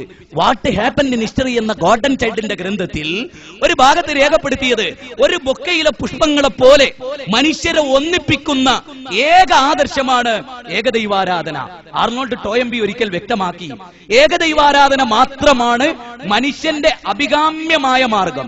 ദൈവത്തിന്റെ ഈ പ്രഥമ കൽപ്പനയാണ് യഥാർത്ഥത്തിൽ വ്യക്തിയുടെയും നാഗരികതകളുടെയും പ്രാഥമിക വികാസ നിയമം. കണ്ടോ, വ്യക്തിയും സമൂഹവും പ്രാഥമികമായി വികസിക്കണമെങ്കിൽ എന്തു വേണം? ദൈവത്തെ, ഏക ദൈവത്തെ തിരിച്ചറിയണമെന്നാണ് ആർണോൾഡ് ടോയംബി പറയുന്നത്. ഇനി നിങ്ങൾ കേൾക്കണോ, യേശുക്രിസ്തു, മഹാനായ യേശുക്രിസ്തുവിന്റെ അനവധി വാചകങ്ങൾ പുതിയ നിയമത്തിൽ നിന്ന് നാം വായിക്കുന്നുണ്ട്. പുതിയ നിയമത്തിൽ എത്ര സ്ഥലത്താണ് ദൈവത്തെ സംബന്ധിച്ച് പറയുന്നത് എന്ന് നിങ്ങൾക്കറിയാമോ? യോഹന്നാൻ സുവിശേഷത്തിലെ 20-ാം അധ്യായത്തിലെ 17-ാമത്തെ സൂക്തത്തിൽ പറയുന്നത്, എന്റെ ദൈവവും നിങ്ങളുടെ ദൈവവുമായ എന്റെ അടുത്തേക്ക് ഞാൻ കയറിപ്പോകുന്നു എന്നാണ്. ആകാശ ആരോഹണ സമയത്ത് യേശുക്രിസ്തു പറയുന്നത് എന്റെ ദൈവവും, ഉണ്ടോ, യേശുക്രിസ്തുവിന്റെ ദൈവവും അതുപോലെ നിങ്ങളുടെ ദൈവവുമായവന്റെ അടുത്തേക്ക് ഞാൻ കയറിപ്പോകുന്നു എന്നാ. ഖുർആൻ ആ വാചകത്തെ ഇങ്ങനെ പറഞ്ഞു. 3-ാം അധ്യായത്തിൽ യേശുക്രിസ്തു പറഞ്ഞതായി ബൈബിളിലുള്ള ഇതേ വാചകത്തെ ഖുർആൻ എടുത്ത് ഉദ്ധരിച്ചു. ഇന്നല്ലാഹ റബ്ബി വ റബ്ബുക്കും ഫഅബ്ദൂഹു ഹാദാ സിറാത്തുൽ മുസ്തഖീം. ഖുർആനിലെ 3-ാം അധ്യായം സൂറത്തു ആൽ-ഇംറാനിലെ 51-ാമത്തെ സൂക്തമാണ്. അല്ല മനുഷ്യരെ, എന്റെ ദൈവവും നിങ്ങളുടെ ദൈവവും ഏകദൈവമാണ്. അതുകൊണ്ട് നിങ്ങൾ ആ ദൈവത്തെ ആരാധിക്കുക. അതാണ് ഇവിടെ യോഹന്നാൻ സുവിശേഷത്തിലെ 20-17 പറയുന്നത്.